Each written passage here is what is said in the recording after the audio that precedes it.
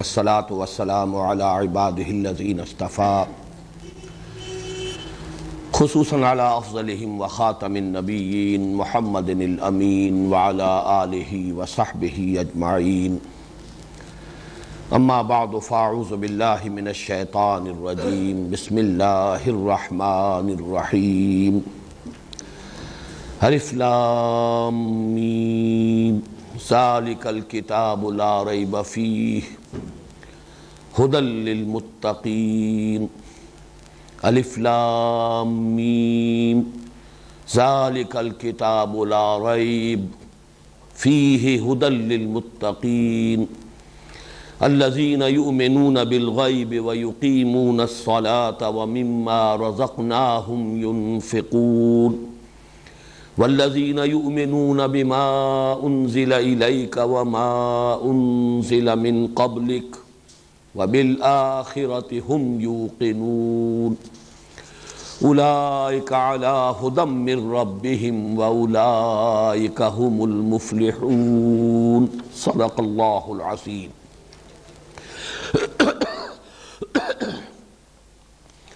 رب اشرح لي صدري ويسر لي امري واحلل عقدة من لساني يفقهوا قولي. اللهم ربنا الهمنا رشدنا واعذنا من شرور انفسنا. اللهم ارنا الحق حقا وارزقنا اتباعه وارنا الباطل باطلا وارزقنا اجتنابه. اللهم ارحمنا بالقرآن العظيم واجعله لنا اماما ونورا وهدى ورحمة. اللهم ذکرنا منہ ما نسینا وعلمنا منہ ما جہلنا وارزقنا تلاوتہ آناء اللیل وآناء النہار واجعلہ لنا حجتا یا رب العالمین آمین. آج ہم اللہ کے نام سے قرآن حکیم میں مدنی صورتوں کا جو سب سے بڑا گروپ ہے اس کا آغاز کر رہے ہیں. ذہن میں تازہ کر لیجئے کہ جو تلاوت کی 7 منزلیں یا 7 احزاب ہیں قرآن حکیم میں، ان میں سے پہلی منزل میں سورہ فاتحہ کے علاوہ 3 سورتیں مدنی شامل ہیں: سورہ بقرہ، سورہ آل عمران اور سورہ نساء. لیکن جو دوسرے 7 گروپ ہیں معنوی اعتبار سے جو تقسیم ہے، جن میں سے ہر گروپ میں پہلے 1 یا 1 سے زائد مکی اور اس کے بعد 1 یا 1 سے زائد مدنی صورتیں ہیں، ان کے اعتبار سے یہ جو پہلا گروپ ہے اس کی مکی صورت سورہ فاتحہ ہے جو ہم پڑھ چکے، اور مدنی صورتیں 4 اس میں شامل ہیں: سورہ بقرہ، سورہ آل عمران، سورہ نساء، سورہ مائدہ. اگرچہ یہ جو گروپ ہے قرآن حکیم میں، ان میں حجم کے اعتبار سے سب سے بڑا گروپ جو ہے وہ تیسرا ہوگا، جو تقریباً 7.5 پاروں پر مشتمل ہے، اس لیے کہ اس کی مکی صورتیں 14 صورتیں ہیں، سورہ یونس سے شروع ہو کر سورہ مومنون تک. تو طویل ترین اور حجم کے اعتبار سے سب سے بڑا گروپ وہ ہے.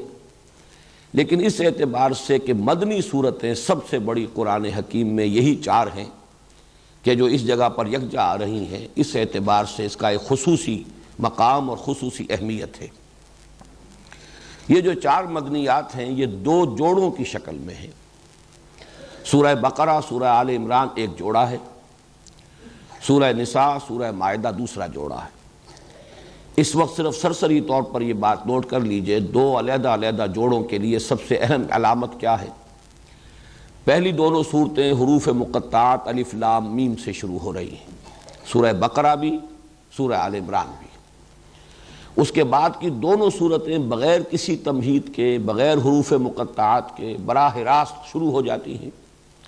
سورہ نساء کا آغاز ہو جاتا ہے یا ایھا الناس اتقوا ربکم، سورہ مائدہ کا آغاز ہوتا ہے یا ایھا الذین آمنوا اوفوا بالعقود. نہ حروف مقطعات نہ کوئی اور تمہیدی گفتگو. تو اس سے نمایاں ہو رہا ہے کہ وہ 2 صورتیں آپس میں ایک دوسرے سے مشابہ ہیں، سورہ نساء اور سورہ مائدہ، اور ایک جوڑے کی شکل میں ہیں.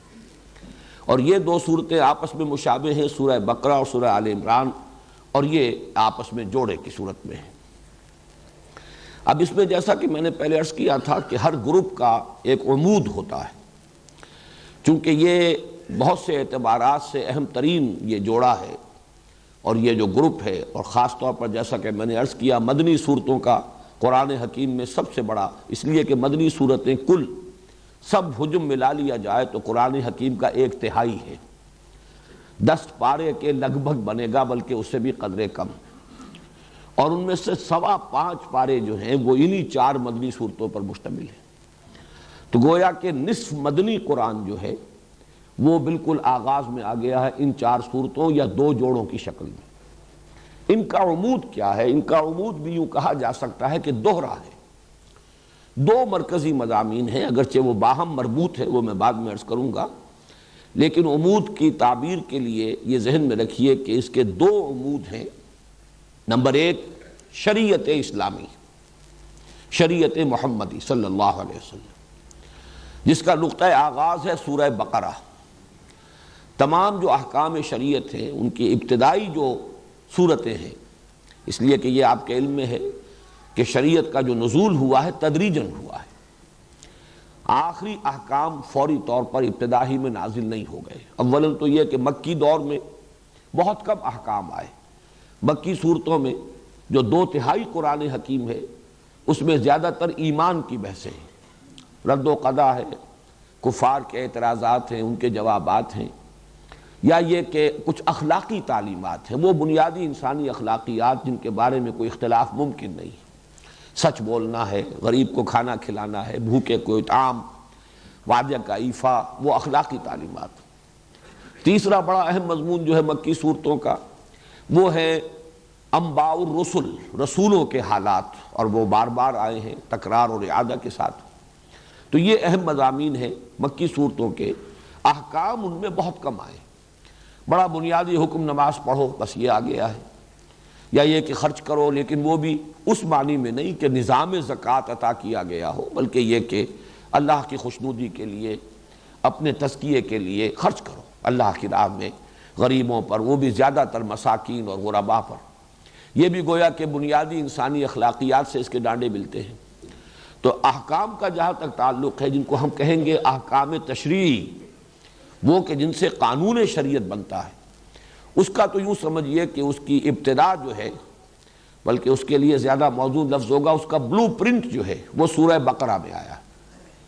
تدریجاً پھر وہ اس میں جو تبدیلیاں ہوتی رہیں اور اس میں جو ارتقائی مراحل طے ہوئے، تو سورہ مائدہ جو ہے وہ گویا کہ تکمیل شریعت کی صورت ہے، اور سورہ بقرہ آغاز شریعت کی صورت ہے۔ ویسے یہ کہ سورہ نساء، سورہ نور میں بھی کچھ احکام آپ کو مل جائیں گے، پھر اس سے آگے چل کر سورہ احزاب میں بھی مل جائیں گے، اور جہاں تک مال غنیمت کا حکم ہے وہ سورہ انفال میں مل جائے گا۔ کچھ متفرق احکام تو آپ کو دوسری جگہوں پر بھی مل جائیں گے، لیکن یہ کہ بحیثیت مجموعی یہ کہا جا سکتا ہے کہ یہ گروپ شریعت کا گروپ ہے، جس میں کہ آغاز شریعت یا بلو پرنٹ شریعت محمدی کا صلی اللہ علیہ وسلم وہ سورہ بقرہ میں، اور اس کی تکمیلی صورت سورہ مائدہ کا زمانہ نزول ہے تقریباً سن 7 ہجری۔ سن 7 ہجری تک پہنچتے پہنچتے یہ تمام احکام شریعت جو ہیں اپنی تکمیلی صورت کو پہنچ گئے۔ اس اعتبار سے اس گروپ کا جو یہ عمود کا جزو اول جو میں نے شمار کیا ہے، اس کو کہا جا سکتا ہے کہ اس کا براہ راست تعلق ہے اہدنا الصراط المستقیم۔ سورہ بقرہ چونکہ اس گروپ کی، سورہ فاتحہ اس گروپ کی مکی صورت ہے، اور اس میں ہمیں یہ دعا تلقین کی گئی، یا وہ صریح الفطرت اور سلیم العقل انسانوں کی جو ایک ضرورت ہے جس کی تعبیر کی گئی ہے اس دعا کی صورت میں، جس پر کہ سورہ فاتحہ ختم ہوتی ہے، اہدنا الصراط المستقیم، ہمیں رہنمائی عطا فرما، ہمیں ہدایت بخش سیدھے راستے کی۔ وہ سیدھا راستہ کون سا ہے؟ وہ شریعت کا راستہ ہے۔ شرع کے معنی بھی در حقیقت شارع کہتے ہیں راستے کو، طریق کہتے ہیں راستے کو، صراط کہتے ہیں راستے کو۔ تو اہدنا الصراط المستقیم وہ شریعت جو ہے وہ گویا کہ اس گروپ کے اندر اس دعا کا جواب ہے کہ جو ان 4 صورتوں کے اندر سورہ بقرہ سے لے کر سورہ مائدہ تک اللہ تعالیٰ کی طرف سے عطا ہو گیا۔ اس گروپ کا جو عمود ہے، عمود کا دوسرا حصہ وہ ہے اتمام حجت اہل کتاب پر۔ اہل کتاب میں ظاہر بات ہے کہ 2 گروپ تھے اس وقت کے جو براہ راست مخاطب تھے قرآن کے، یہود اور نصارہ۔ تو سورہ بقرہ میں زیادہ تر گفتگو ہوئی ہے یہود سے، سورہ آل عمران میں زیادہ تر گفتگو ہوئی ہے نصارہ سے، سورہ نساء اور مائدہ میں دونوں سے ہوئی ہے، ملی جلی بات ہے۔ بہرحال قرآن حکیم میں اہل کتاب کو ایمان لانے کی دعوت، اور دعوت بھی اس حد تک کہ اتمام حجت ہو گیا، ہر پہلو سے انہیں بات سمجھا دی گئی، ہر اسلوب سے حقیقت کو واضح کر دیا گیا، ہر دلیل سے اس بات کو مبرہن کر دیا گیا، ان پر ان کی اپنی کتابوں کے حوالے سے، ان کے اپنے اعتقادات کے حوالے سے حجت قائم کر دی گئی، ان کے اپنے انبیاء اور رسول کی تعلیمات کا حوالہ دے کر بات واضح کر دی گئی، گویا کہ ہر اعتبار سے جسے کہا جائے گا قطع عذر، کہ اب ان کے پاس کوئی عذر، کوئی بہانہ نہیں رہا کہ وہ محمد الرسول اللہ صلی اللہ علیہ وسلم پر ایمان لانے میں کوئی عذر رکھتے ہوں یا کوئی بہانہ ان کے پاس موجود ہو جو کسی درجے میں ویلڈ ہو۔ اسی کو اتمام حجت کہتے ہیں، حجت قائم کر دینا۔ اس کے بعد کوئی ہٹ دھرمی کے ساتھ اڑا رہے تو اڑا رہے، لیکن یہ کہ اس کے پاس کوئی معقول سبب اور کوئی معقول عذر موجود نہ رہے۔ تو یہ گویا کہ اس گروپ کا اور ان کا تعلق ہوا گویا کہ سورہ فاتحہ ہی میں، یہاں بلکہ وہ بات اور زیادہ واضح ہو جائے گی کہ کافی ہو جاتا ہے اہدنا الصراط المستقیم صراط الذین انعمت علیہم میں، لیکن وہاں منفی اعتبار سے بھی واضح کیا گیا غیر المغضوب علیہم ولا الضالین۔ تو گویا کہ یہ مغضوب علیہم میں بیان کر چکا ہوں سورہ فاتحہ کے درس کے ضمن میں کہ اس کے بارے میں تقریباً اجماع ہے کہ اس سے مراد ہے بنی اسرائیل، اور ضالین پر تقریباً اجماع ہے کہ مراد ہے نصارہ۔ یہ گویا کہ اسی کی شرح ہو رہی ہے۔ یہ عمود کا دوسرا حصہ جو ہے وہ سورہ فاتحہ کے غیر المغضوب علیہم ولا الضالین اس سے متعلق ہے، اس کے ساتھ مناسبت رکھتا ہے۔ اس طریقے سے عمود کے دونوں اجزاء جو ہیں وہ گویا کہ مکی صورت میں سورہ فاتحہ میں بھی موجود ہے۔ اہدنا الصراط المستقیم صراط الذین انعمت علیہم، اس کا جواب ہو گیا یہ شریعت موجود ہے، یہ قوانین موجود ہیں، یہ اوامر و نواہی ہیں، یہ کرو یہ نہ کرو، اس سے بچو، اس کا التزام کرو، یہی صراط مستقیم ہے۔ غیر المغضوب علیہم ولا الضالین اس کے حوالے سے آخری اتمام حجت کر دیا گیا اہل کتاب پر، یہود پر بھی جو مغضوب علیہم سے مراد تھے، اور ضالین پر جو نصارہ ہے۔ اس اعتبار سے یہ عمود کے دونوں رخ جو ہیں، جو میں نے عرض کیا تھا کہ ایک گروپ کے مکی صورتیں اور اسی گروپ کی مدنی صورتیں گویا کہ ایک تصویر کے دو رخ ہیں، ان کے مابین مناسبت ہونی چاہیے، تو وہ مناسبت ہے جو میں نے آپ حضرات کے سامنے بیان کر دی۔ اب آئیے کہ مدنی صورتوں کا پہلا جوڑا ہے سورۃ البقرہ اور سورۃ آل عمران۔ اس کے ضمن میں نے اس سے پہلے بھی عرض کیا تھا کہ خود نبی اکرم صلی اللہ علیہ وسلم نے انہیں ایک نام دیا ہے، ایک نام اس معنی میں کہ دونوں کے لیے ایک لفظ کا اطلاق، اگرچہ وہ نام کئی ہیں، وہ ابھی میں آپ کو بتا رہا ہوں۔ حضور نے الزہراوین بھی قرار دیا انہیں، یا الزہراوان، حالت رفعی ہوگی تو الزہراوان ہوگا، حالت نصبی ہوگی یا حالت جری ہوگی تو الزہراوین۔ یہ تو گویا کہ اعراب کا مسئلہ ہوا۔ زہرا کہتے ہیں نہایت تابناک، روشن۔ حضرت فاطمہ رضی اللہ تعالی عنہ کے نام کے ساتھ فاطمۃ الزہراء، وہ در حقیقت ان کے چہرے کا دمکتا ہوا انداز، ظاہر بات ہے کہ ایک اللہ تعالیٰ نے رنگت بھی بہت عمدہ دی ہوگی، اور پھر وہ نور روحانیت جو ہے وہ اس کے ساتھ اس کی دمک میں جو اضافہ ہوا، فاطمۃ الزہراء رضی اللہ تعالی عنہ، اسی سے تثنیہ کا صیغہ بنتا ہے الزہراوان یا الزہراوین۔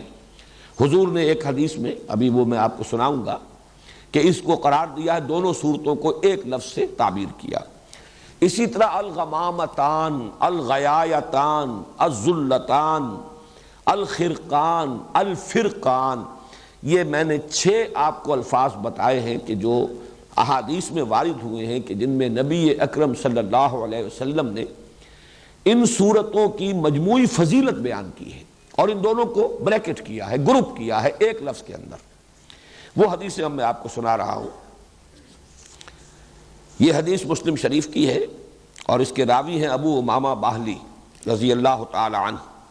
قال، انہوں نے فرمایا، سمعت رسول اللہ صلی اللہ علیہ وسلم یقول، کہ میں نے خود سنا اللہ کے رسول صلی اللہ علیہ وسلم کو یہ فرماتے ہوئے، اقرأوا القرآن، لوگوں قرآن پڑھا کرو، فإنہ یأتی یوم القیامت شفیعا لأصحابہ، اس لیے کہ یہ قرآن قیامت کے دن سفارشی بن کر آئے گا اپنے لوگوں کے لیے، یعنی ان لوگوں کے لیے جنہیں قرآن سے محبت رہی زندگی میں، جو قرآن کو پڑھتے رہے، قرات کرتے رہے، اس سے دلچسپی رکھتے رہے، اس کا مطالعہ کرتے رہے، اس پر غور و فکر کرتے رہے، اصحاب قرآن والے، قرآن کے لوگ۔ اقرأوا القرآن فإنہ یأتی یوم القیامت شفیعا لأصحابہ۔ اس کے بعد اب آپ نے مزید یوں سمجھیے کہ یہ عام پر خاص کا اضافہ ہے۔ اقرأوا الزہراوین، خاص طور پر دو نہایت تابناک اور روشن صورتوں کی قرات کیا کرو، پڑھا کرو دو نہایت تابناک اور روشن صورتوں کو، البقرہ و آل عمران۔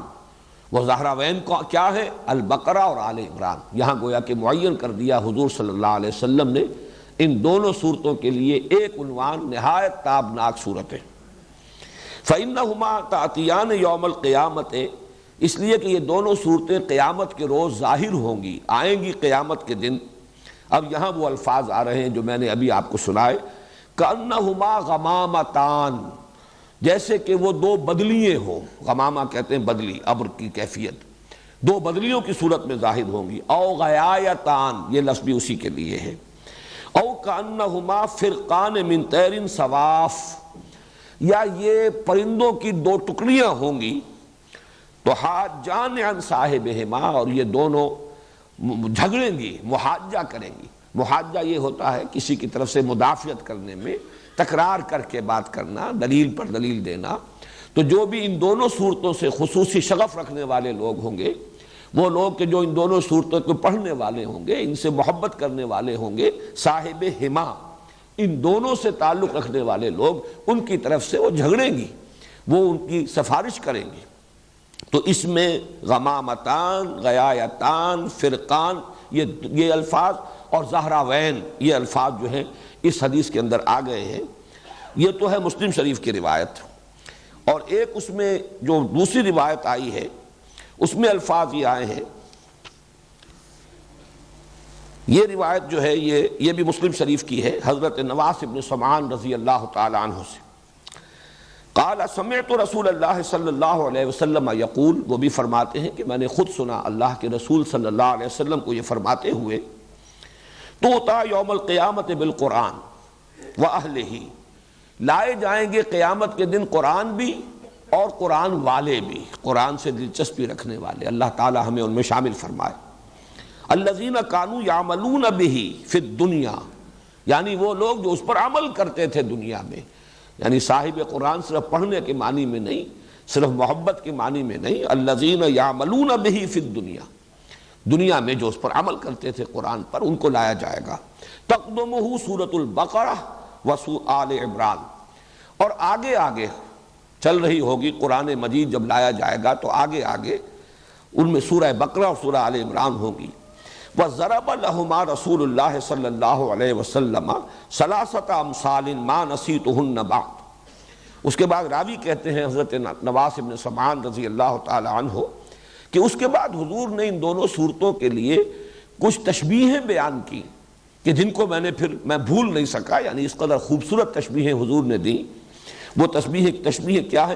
کأنہما غمامتان او ظلتان سوداوان بینہما شرق، یہ دونوں صورتیں ایسے ظاہر ہوں گی قیامت کے دن جیسے کہ دو بدلیاں ہیں، دو بادل ہیں، اور وہ سیاہ رنگ کی ہیں، یعنی سایہ کر رہی ہوں گی اپنے پڑھنے والے اور محبت کرنے والے ہیں ان پر۔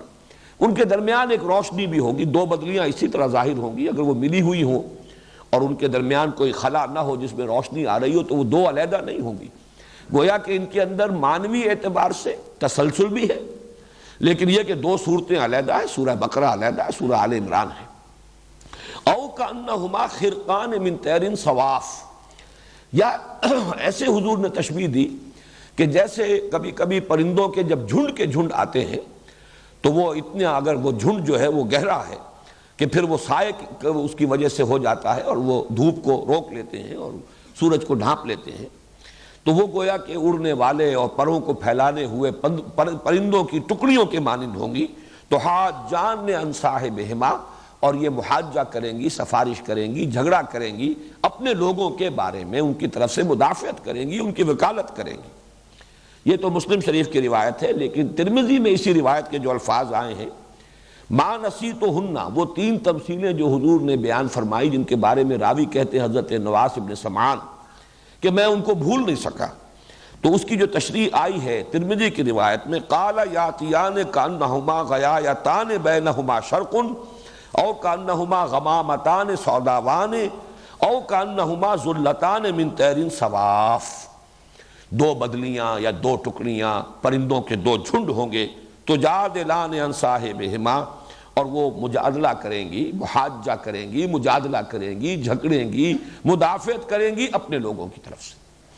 تو ان دو روایات، بلکہ میں نے تین روایات آپ کو سنائی ہیں، اس لیے کہ ایک روایت تو حضرت ابو امامہ باہلی سے ہے، دوسری روایت جو ہے وہ مسلم شریف میں بھی ہے، اگرچہ راوی ایک ہی ہے حضرت نواس ابن سمعان، لیکن مسلم شریف میں اس کے الفاظ قدر مختلف ہیں اور ترمذی میں جو الفاظ آئے ہیں ان میں تھوڑا سا فرق ہے۔ ان سے ان دونوں صورتوں کی فضیلت بھی ظاہر ہوئی، اور نمبر دو یہ کہ ان کا جوڑا ہونا ثابت ہو گیا، اس لیے کہ ان دونوں کو بریکٹ کیا ہے حضور صلی اللہ علیہ وسلم نے ایک نام سے، جیسے میں نے اس سے پہلے کئی مرتبہ عرض کیا ہے کہ آخری دو صورتیں ان کے لیے تو ایک نام ایسا ہے کہ جو ہر شخص جانتا ہے، سورۃ الفلق اور سورۃ الناس معوذتین، یہ دو ایک نام جو ہے ہر شخص جانتا ہے، دو صورتیں ہیں لیکن دونوں کا مضمون ایک ہے، اس لیے انہیں معوذتین کہا جاتا ہے، لیکن اس کے بارے میں یہ لفظ جو ہے زیادہ عام نہیں ہے، حالانکہ حضور صلی اللہ علیہ وسلم نے کس اہتمام کے ساتھ ان دونوں صورتوں کو بھی اسی طریقے سے ایک جوڑا قرار دیا ہے۔ اب جو اس کے وجوہ ہیں اور جو مظہر ہیں جوڑے ہونے کے، نسبت زوجیت کے، اب ان پر ہم نگاہ ڈال لیں۔ میں نے کئی مرتبہ عرض کیا ہے کہ یہ جو زوجیت ہے یا جوڑے ہونے کی نسبت ہے قرآن حکیم کی صورتوں میں، اس کے دو پہلو ہوں گے۔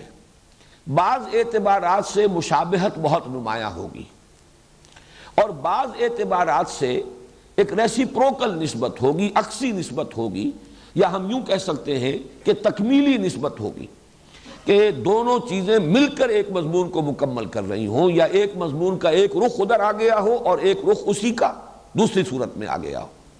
تو زوجین میں یہ دونوں چیزیں لازم ہیں، یہ جیسے کہ ہم جانتے ہیں حیوانات کے اندر ایک نوع جو ہے اس کی جو دو جنسیں ہوں گی وہ ایک دوسرے سے بہت مشابہ ہوں گی، شیر اور شیرنی، ظاہر بات ہے کہ وہ ان کا اپنی ایک مشابہت ہے، 99% تو ان کے مشابہت کی شکل نظر آئے گی، بیل اور گائے، لیکن یہ کہ آپ کو معلوم ہے کہ بعض اعتبارات سے ان کا جسمانی نظام ایسا بنایا گیا ہے کہ وہ ایک مقصد کی تکمیل کرتے ہیں۔ فرق ہے لیکن وہ فرق ایسا نہیں ہے کہ جس کے مابین کوئی وحدت مقصد موجود نہ ہو، مقصد ایک ہے۔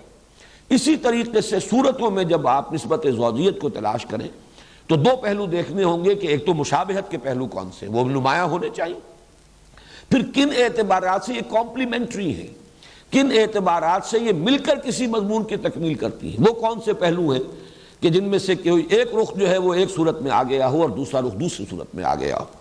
ظاہر بات ہے یہ چیزیں تو تفصیل سے آئیں گی، ورنہ تو یہ خود بڑا لمبا موضوع اس وقت ہو جائے گا، تفصیل سے یہ چیزیں آئیں گی بعد میں جب کہ ہم ان صورتوں کا مطالعہ کریں گے۔ اس وقت یہ کہ تین چار چیزیں نوٹ کر لیجئے دونوں اعتبارات سے۔ جہاں تک مشابہت ہے، ایک بات تو بہت نمایاں جو میں پہلے عرض کر چکا کہ سورہ بقرہ بھی شروع ہو رہی ہے الف لام میم حروف مقطعات سے، اور سورہ آل عمران بھی شروع ہو رہی ہے الف لام میم حروف مقطعات سے۔ اس کے بعد آپ کو 20ویں پارے میں جا کر، 19ویں اور 20ویں پارے میں جا کر جو ہے یہ صورتیں چار ملیں گی، وہ چاروں مکی صورتیں ہیں جن کا آغاز ہوتا ہے الف لام میم سے۔ سورہ عنکبوت ہے، پھر سورہ روم ہے، سورہ لقمان ہے، سورہ سجدہ ہے، وہ چار صورتیں۔ ورنہ یہ کہ یہ شروع میں دو صورتیں ہیں اور یہ دونوں مدنی صورتیں ہیں، وہ چاروں صورتیں وہ مکی صورتیں ہیں۔ مدنی صورتوں میں یہ دو صورتیں ہیں کہ جو حروف مقطعات سے شروع ہوئی الف لام میم سے۔ دوسری مشابہت یہ کہ ان دونوں کے آغاز میں قرآن حکیم کی عظمت کی طرف خصوصی اشارہ ہے۔ آپ دیکھ رہے ہیں الف لام میم ذالک الکتاب لا ریب فیہ ھدی للمتقین، فوراً الف لام حروف مقطعات کے بعد، الف لام میم کے بعد قرآن مجید کی عظمت اور اس کے ہدایت ہونے کی طرف اشارہ۔ بالکل یہی انداز، بلکہ اس سے بھی زیادہ شاندار اور پرجلال انداز میں یہی مضمون آ رہا ہے سورہ آل عمران میں، الف لام میم، اور اس کے بعد جو ہے نزل علیک الکتاب بالحق مصدقا لما بین یدیہ وانزل التوراۃ والانجیل من قبل ھدی للناس وانزل الفرقان۔ اتارے اللہ نے اے نبی اے محمد صلی اللہ علیہ وسلم آپ پر یہ کتاب حق کے ساتھ جو تصدیق کرتے ہوئے آئی ہے اس کی کہ جو اس کے سامنے موجود ہے، اور اسی نے اتاری تھی تورات اور انجیل اس سے قبل لوگوں کے لیے ہدایت نامہ بنا کر، اور اس نے ہی اتارا ہے الفرقان۔ تو یہ بھی مشابہت کا ایک پہلو ہے۔ تیسرا بہت نمایاں پہلو مشابہت کا جو ہے وہ اختتام پر آتا ہے۔ سورہ بقرہ کی، اور یہ بھی چیزیں وہ ہیں کہ جو عام طور پر میں سمجھتا ہوں، توقع رکھتا ہوں کہ اکثر حضرات کے سامنے ہوں گی، صرف اس وقت اشارہ کر دینا کافی ہے۔ سورہ بقرہ کے اختتام پر بھی ایک دعا آئی ہے نہایت عظیم، ربنا لا تؤاخذنا ان نسینا او اخطانا ربنا ولا تحمل علینا اصرا کما حملتہ علی الذین من قبلنا ربنا ولا تحملنا ما لا طاقۃ لنا بہ واعف عنا واغفر لنا وارحمنا۔ اب یہ نہایت عظیم دعا ہے۔ اسی طریقے سے تھوڑا سا فرق ہے، 4 آیتیں پہلے 5 آیتیں پہلے سورہ آل عمران کے اختتام پر 5 آیتیں قبل اگر دیکھیں گے تو ایک عظیم دعا ہے جو کئی آیات پر مشتمل ہے۔ ربنا ما خلقت ھذا باطلا سبحانک فقنا عذاب النار ربنا انک من تدخل النار فقد اخزیتہ وما للظالمین من انصار ربنا اننا سمعنا منادیا ینادی للایمان ان آمنوا بربکم فآمنا ربنا فاغفر لنا ذنوبنا وکفر عنا سیئاتنا وتوفنا مع الابرار ربنا وآتنا ما وعدتنا علی رسلک ولا تخزنا یوم القیامہ انک لا تخلف المیعاد۔ دونوں آیتیں ویسے اگر آپ دیکھیں گے تو حجم کے اعتبار سے یہ دونوں دعائیں تقریباً برابر ہیں، اگرچہ یہ کہ سورہ بقرہ کی وہ ایک ہی آیت ہے اور یہاں متعدد آیات ہیں، لیکن حجم کے اعتبار سے زیادہ فرق نہیں ہے۔ نہایت جامع نہایت عظیم یہ آیات یہ ہیں، دعائیں ہیں کہ جن پر سورہ بقرہ بھی ختم ہو رہی ہے، سورہ آل عمران ختم ہو رہی ہے۔ تو مشابہت کے پہلو سے میں سمجھتا ہوں کہ صرف ان 3 چیزوں کو سامنے رکھیے۔ اب جو مقاسمت کا یہ تقسیم جو ہے کہ ایک ہی مضمون کے ایک ہی شے کے 2 رخ 2 پہلو ہو اور وہ ان میں تقسیم ہو گئی ہو کہ ایک پہلو آ رہا ہو ایک صورت میں، دوسرا پہلو جو ہے اس پر بحث ہوئی اور دوسری صورت میں، اس کو نوٹ کر لیجئے 4 چیزیں۔ سب سے نمایاں بات تو یہ جو میں پہلے عرض کر چکا ہوں کہ سورہ بقرہ میں نہایت مفصل گفتگو ہوئی ہے، دعوت بھی دی گئی، اتمام حجت بھی کیا گیا، اور جس کو کہتے ہیں کہ قرارداد جرم بھی ان پر فرد قرارداد جرم وہ بھی عائد کر دی گئی، فرد جرم وہ ہے یہود بنی اسرائیل، یہود سے خطاب کر کے یا بنی اسرائیل اذکروا نعمتی التی انعمت علیکم۔ لیکن سورہ آل عمران میں یہی معاملہ نصارہ کے ساتھ ہے۔ ان کی سب سے بڑی گمراہی تثلیث کا عقیدہ، الوہیت مسیح علیہ السلام کا عقیدہ، تو اس میں آپ دیکھیں گے کہ بڑی تفصیل کے ساتھ اس عقیدے کی نفی کی گئی ہے۔ تو یہ گویا کہ اب یہ دونوں مل کر ایک مضمون کی تکمیل کر رہے ہیں، دعوت اور اتمام حجت یہود پر سورہ بقرہ میں اور نصارہ پر سورہ آل عمران میں۔ اسی طریقے سے انفاق مال یا جہاد بالمال، اس پر جامع ترین مقام، نہایت مفصل مقام، نہایت تاکیدی حکم یہ سورہ بقرہ میں ہے۔ اور قتال، جہاد بالنفس، جانیں ہتھیلی پر لے کر میدان میں آ جانا، یہ ہے کہ جس کا بڑی زیادہ شرح و بسط کے ساتھ یہ مضمون آیا ہے یہ سورہ آل عمران میں۔ آپ کو معلوم ہے کہ یہ قرآن حکیم کے اندر جہاد کا لفظ جہاں بھی آتا ہے بالمال والنفس، جاہدوا فی سبیل اللہ باموالکم وانفسکم، جہاد بالمال یہ ہے اللہ کی راہ میں، اللہ کے دین کے لیے، اس کے غلبے کے لیے، اس کی دعوت کے لیے مال خرچ کرنا، اور جان لگا دینا قتال اس کی بلند ترین شکل ہے کہ نقد جان ہتھیلی پر رکھ کر ایک شخص میدان میں آ گیا ہے، اپنی جان نثار کرنے کے لیے تیار ہے۔ تو یہ گویا کہ ایک ہی مضمون، جیسے وہ مضمون ایک تھا اتمام حجت اور دعوت اہل کتاب کو 2 حصوں میں تقسیم ہو گیا، یہود سورہ بقرہ میں، نصارہ سورہ آل عمران میں، جہاد فی سبیل اللہ، جہاد بالمال سورہ بقرہ میں، اور جہاد بالنفس اور قتال فی سبیل اللہ یہ سورہ آل عمران میں۔ اسی طرح یہ ذرا ایک لطیف بات ہے، سورہ بقرہ میں زیادہ زور اور زیادہ ایمفیسس ایمان پر ہے، جبکہ سورہ آل عمران میں آپ دیکھیں گے زیادہ زور زیادہ ایمفیسس اسلام پر ہے۔ اب یہ بھی حقیقت کے اعتبار سے ایک ہی شے ہے، ایمان ایک باطنی کیفیت ہے، یقین کی ایک کیفیت ہے، وہ دل کے اندر ہے، وہ باطن میں ہے انسان کے، اور اسلام اسی کا ظہور خارجی ہے۔ انسان کے عمل میں جو روش ہوگی اس ایمان کی بنیاد پر اس کا نام اسلام ہے۔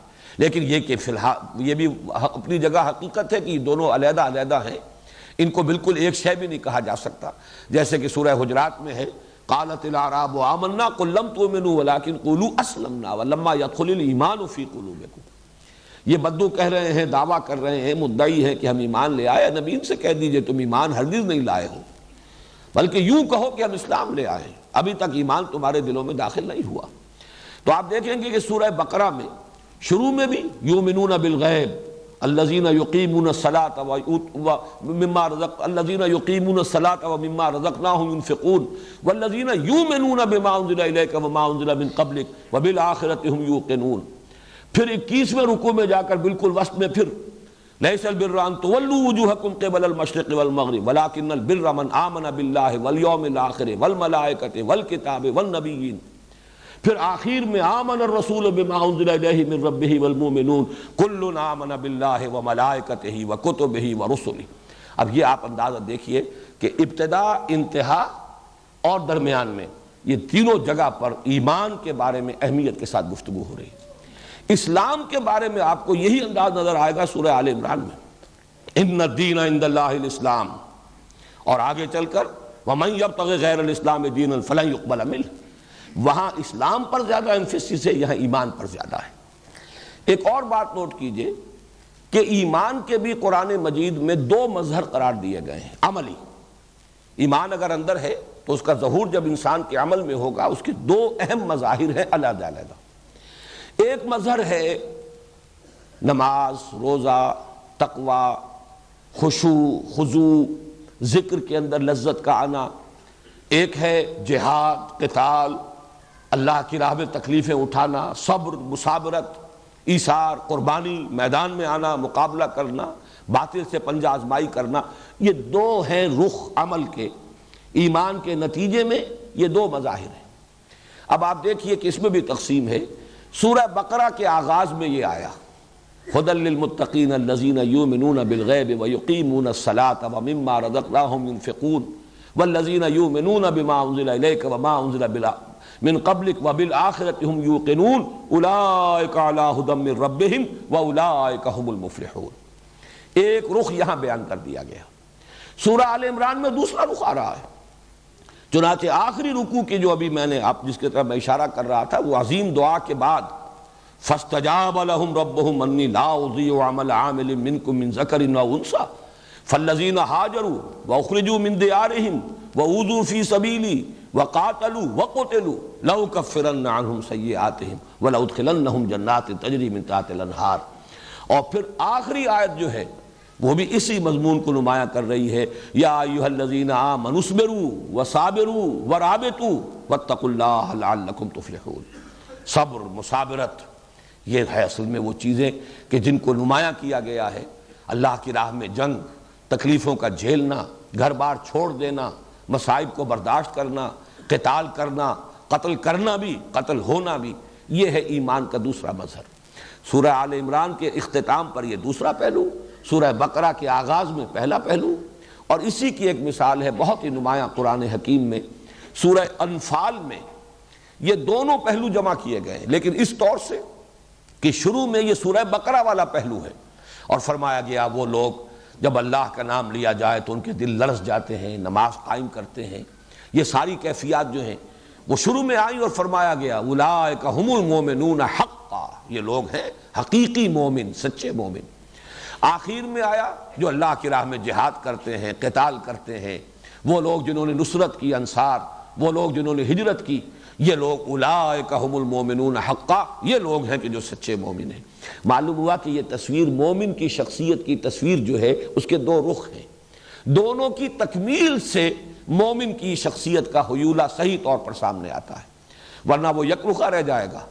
ایک رخ وہ ہے جو خانقاہوں میں نظر آتا ہے، وہاں وہ جہاد اور قتال نہیں، اللہ کی راہ میں باطل سے پنجہ آزمائی نہیں ہے، لیکن مراقبے ہیں، اور وہاں بھی ظاہر بات ہے کہ بہت مجاہدے تو ہوتے ہیں، نفس کشی ہوتی ہے، اور وہ مخالفت نفس کے اندر مبالغے بھی ہوتے ہیں، لیکن دوسرا رخ نہیں ہے۔ اور ایک یہ ہو سکتا ہے کہ مرد میدان تو ہو، لیکن یہ کہ وہ سوز کی کیفیت جو ہے، سوز و ساز رومی جسے کہا اقبال نے کبھی سوز و ساز رومی، کبھی پیچ و تاب رازی۔ اگر وہ باطنی سوز نہیں ہے، وہ حب نہیں ہے، محبت نہیں ہے اللہ کی اور اس کے رسول کی، تو معلوم ہوگا کہ کھوکھلی سی ایک چیز ہے۔ یہ دونوں چیزیں مل کر در حقیقت بندہ مومن کی شخصیت کی تصویر کی تکمیل کرتی ہے۔ اور یہاں جیسا کہ میں نے عرض کیا، سورہ بقرہ کے آغاز میں ایک رخ نماز، زکوٰۃ، ایمان، یقین، خشیت، تقوی، آخرت کا یقین، اور دوسرا رخ جہاد، قتال، ہجرت، مثابرت، صبر، یہ دوسرا رخ ہے جو سورہ آل عمران میں آیا۔ صرف اسی پر فی الحال اتفاق کریں، اس کے بعد یہ ہے کہ جب ہم ان دونوں صورتوں کا مطالعہ تفصیل سے کریں گے تو یہ اور نکھرتا چلا جائے گا کہ کس طرح یہ دونوں صورتیں مل کر مضمون کی تکمیل کرتی ہیں۔ یہ صورتوں میں نسبت زوجیت کی ایک نہایت کامل مثال ہے، اور اس کے لیے دلیل میرے پاس سب سے بڑی، اس لیے کہ ہمارے لیے تو سب سے بڑی دلیل محمد الرسول اللہ صلی اللہ علیہ وسلم کا فرمایا ہوا ہے۔ جس طریقے سے آخری دونوں صورتیں معوذتین ایک نام میں جمع کی گئیں، اسی طریقے سے ان صورتوں کے لیے حضور نے الزہراوین، الغمامتین، الغیایتین، الذلتین، الخرقین، الفرقین، یہ تمام الفاظ تثنیہ کے اس لیے استعمال کیے کہ بات واضح ہو جائے کہ یہ دونوں صورتیں جو ہیں یہ مل کر ایک مضمون کی تکمیل کرتی ہیں اور یہ آپس میں جوڑے کی نسبت رکھتی ہیں۔ اب آئیے سورۃ البقرہ۔ سورۃ البقرہ کے بارے میں بھی تمہیدی مضامین ہو جائیں، اس کے بعد ہم سلسلے وار لفظ بلفظ مطالعہ شروع کریں گے۔ سب سے پہلی چیز اس سورہ مبارکہ کے لیے اس کی عظمت، ایک تو عظمت دونوں کی مشترک جو ہے وہ تو میں حدیثیں آپ کو سنا چکا، سورہ بقرہ، سورہ آل عمران، مشترک طور پر زہراوین ان کی جو عظمت ہے، لیکن یہ ہے کہ سورہ بقرہ کے بارے میں نبی اکرم صلی اللہ علیہ وسلم کی دو احادیث آپ کو سنانا چاہتا ہوں۔ دونوں ترمذی سے ہیں اور دونوں کے راوی حضرت ابو ہریرہ رضی اللہ تعالی عنہ۔ عن ابی ہریرہ رضی اللہ تعالی عنہ ان رسول اللہ صلی اللہ علیہ وسلم قال لکل شیء سنام وسنام القرآن سورۃ البقرہ وفیہا آیۃ ہی سیدۃ آی القرآن آیۃ الکرسی۔ حضور نے فرمایا ہر شے کی ایک چوٹی ہوتی ہے، ایک کوہان، جیسے اونٹ کی کے وجود میں وہ کوہان جو ہے بڑا نمایاں ہوتا ہے، ایسے ہی ہر شے میں، جس کو آپ انگریزی میں کلائمیکس سے تعبیر کرتے ہیں، ہر شے کا ایک کلائمیکس ہے، ہر شے کا ایک نقطہ عروج ہے، ہر شے کی ایک چوٹی ہے، اور قرآن کی چوٹی سورہ بقرہ ہے۔ اور اس میں ایک آیت تو وہ ہے کہ جو تمام آیات قرآنیہ کی سردار ہے، اور وہ آیت الکرسی ہے۔ واقعہ ہے کہ آیت الکرسی وہ تو عظیم ترین آیت ہے، بلکہ یہ کہ اس کے بارے میں بھی حضور نے بالکل وہی بات کہی ہے جو سورہ اخلاص کے بارے میں کہی ہے۔ سورہ اخلاص کو حضور نے قرار دیا کہ یہ ربع قرآن ہے، قرآن ثلث قرآن، چوتھائی حصہ قرآن کا، اور آیت الکرسی کو بھی ربع قرآن قرار دیا۔ اس اعتبار سے اس کی بڑی عظمت ہے۔ دوسری حدیث ہے وہی حضرت ابو ہریرہ رضی اللہ تعالیٰ عنہ سے کہ حضور نے ارشاد فرمایا ان بیت الذی تقرأ فیہ البقرۃ لا یدخلہ الشیطان، وہ گھر کے جس میں سورہ بقرہ کی تلاوت کی جاتی ہو اس میں شیطان داخل نہیں ہو سکتا۔ وہ گویا کہ ایک حصار کا اور حفاظت کا اور دفاع کا کام جو ہے فریضہ سر انجام دیتی ہے۔ یہ سورہ بقرہ جس گھر میں کہ اس کے پڑھنے کا اہتمام ہوتا ہو، انتظام ہوتا ہو، بار بار پڑھا جاتا ہو، اس کا چرچا ہوتا رہتا ہو، تو جو شیطان ہے وہ اس سے بھاگتے ہیں۔ زمانہ نزول کے بارے میں نوٹ کر لیجئے کہ یہ سورہ مبارکہ ظاہر بات ہے کہ 40 رکوعوں پر مشتمل ہے۔ آیات کے اعتبار سے تقریباً ہمارے ہاں جو مصحف ہیں ان میں تو 286 کا حصہ ہی آپ کو ملے گا، 286 آیات۔ البتہ مختلف قراءتوں کے اعتبار سے ایک ایک کا فرق ہے، بعض حضرات کے نزدیک 285 آیات بھی شمار میں آتی ہیں اس کی، اور بعض کے نزدیک جو ہے 287 بھی ہیں، لیکن یہ کہ تقریباً اجماع جو ہے وہ 286 کی عدد پر ہے۔ لیکن وہ صرف گنتی کا فرق ہے، یہ نہیں ہے کہ کسی آیت کے بارے میں اختلاف ہو کہ وہ قرآن کا حصہ ہے یا نہیں۔ کہیں کسی جگہ پر ایک گنتی ہو جاتی ہے آیت کی اور کسی جگہ پر نہیں ہوتی۔ یہ سورہ فاتحہ میں بھی میں بیان کر چکا ہوں۔ بعض حضرات کے نزدیک یہ صراط الذین انعمت علیہم غیر المغضوب علیہم ولا الضالین یہ ایک ہی آیت ہے، لیکن یہ کہ اکثر حضرات کے نزدیک، اور چونکہ میں نے اس کو وہ جو حضور صلی اللہ علیہ وسلم نے حدیث قدسی ہمیں سنائی ہے کہ اللہ فرماتے ہیں کہ میں نے صلاۃ کو اپنے مابین 2 حصوں میں تقسیم کر لیا، اس کے حوالے سے میرے نزدیک تو گویا کہ یہ بات بالکل ثابت ہے کہ یہ دونوں آیات علیحدہ ہیں۔ صراط الذین انعمت علیہم علیحدہ آیت ہے، غیر المغضوب علیہم ولا الضالین علیحدہ آیت ہے۔ اس وقت صرف حوالہ دے رہا ہوں کہ متن میں کوئی فرق نہیں ہے، الفاظ میں کوئی کمی بیشی نہیں ہے، صرف یہ کہ گنتی کے اعتبار سے تقریباً اجماع ہے کہ سورہ بقرہ کی آیات 286 ہیں، لیکن بعض قراء جو ہیں اسے 285 شمار کرتے ہیں، بعض کے نزدیک 287۔ اب اتنی طویل صورت، یہ اس پر اجماع ہے کہ یہ بیک وقت نازل نہیں ہوئی۔ بعض طویل صورتیں بھی ایسی ہیں جن کے بارے میں روایات سے معلوم ہوتا ہے کہ بیک وقت نازل ہوئی، مثلا سورہ انعام، اگرچہ وہ بڑی طویل صورت ہے، 20 رکوع اس کے ہیں، ویسے یہ کہ اس سے اس اعتبار سے اگر رکوعوں کی تعداد دیکھی جائے تو نصف ہے، اس سے کم نہیں ہے۔ اس کے بارے میں روایات ہے کہ وہ بیک وقت نازل ہوئی ہے، اور حضرت جبرائیل علیہ السلام جب اسے لے کر نازل ہوئے ہیں تو 70,000 فرشتے ان کے جلو میں تھے۔ یہ اس کی خاص شان ہے، جب اس سورہ انعام ہم پڑھیں گے تو انشاءاللہ پھر اس کی فضیلت کے ضمن میں جو روایات آئی ہیں وہ میں آپ کو سناؤں گا۔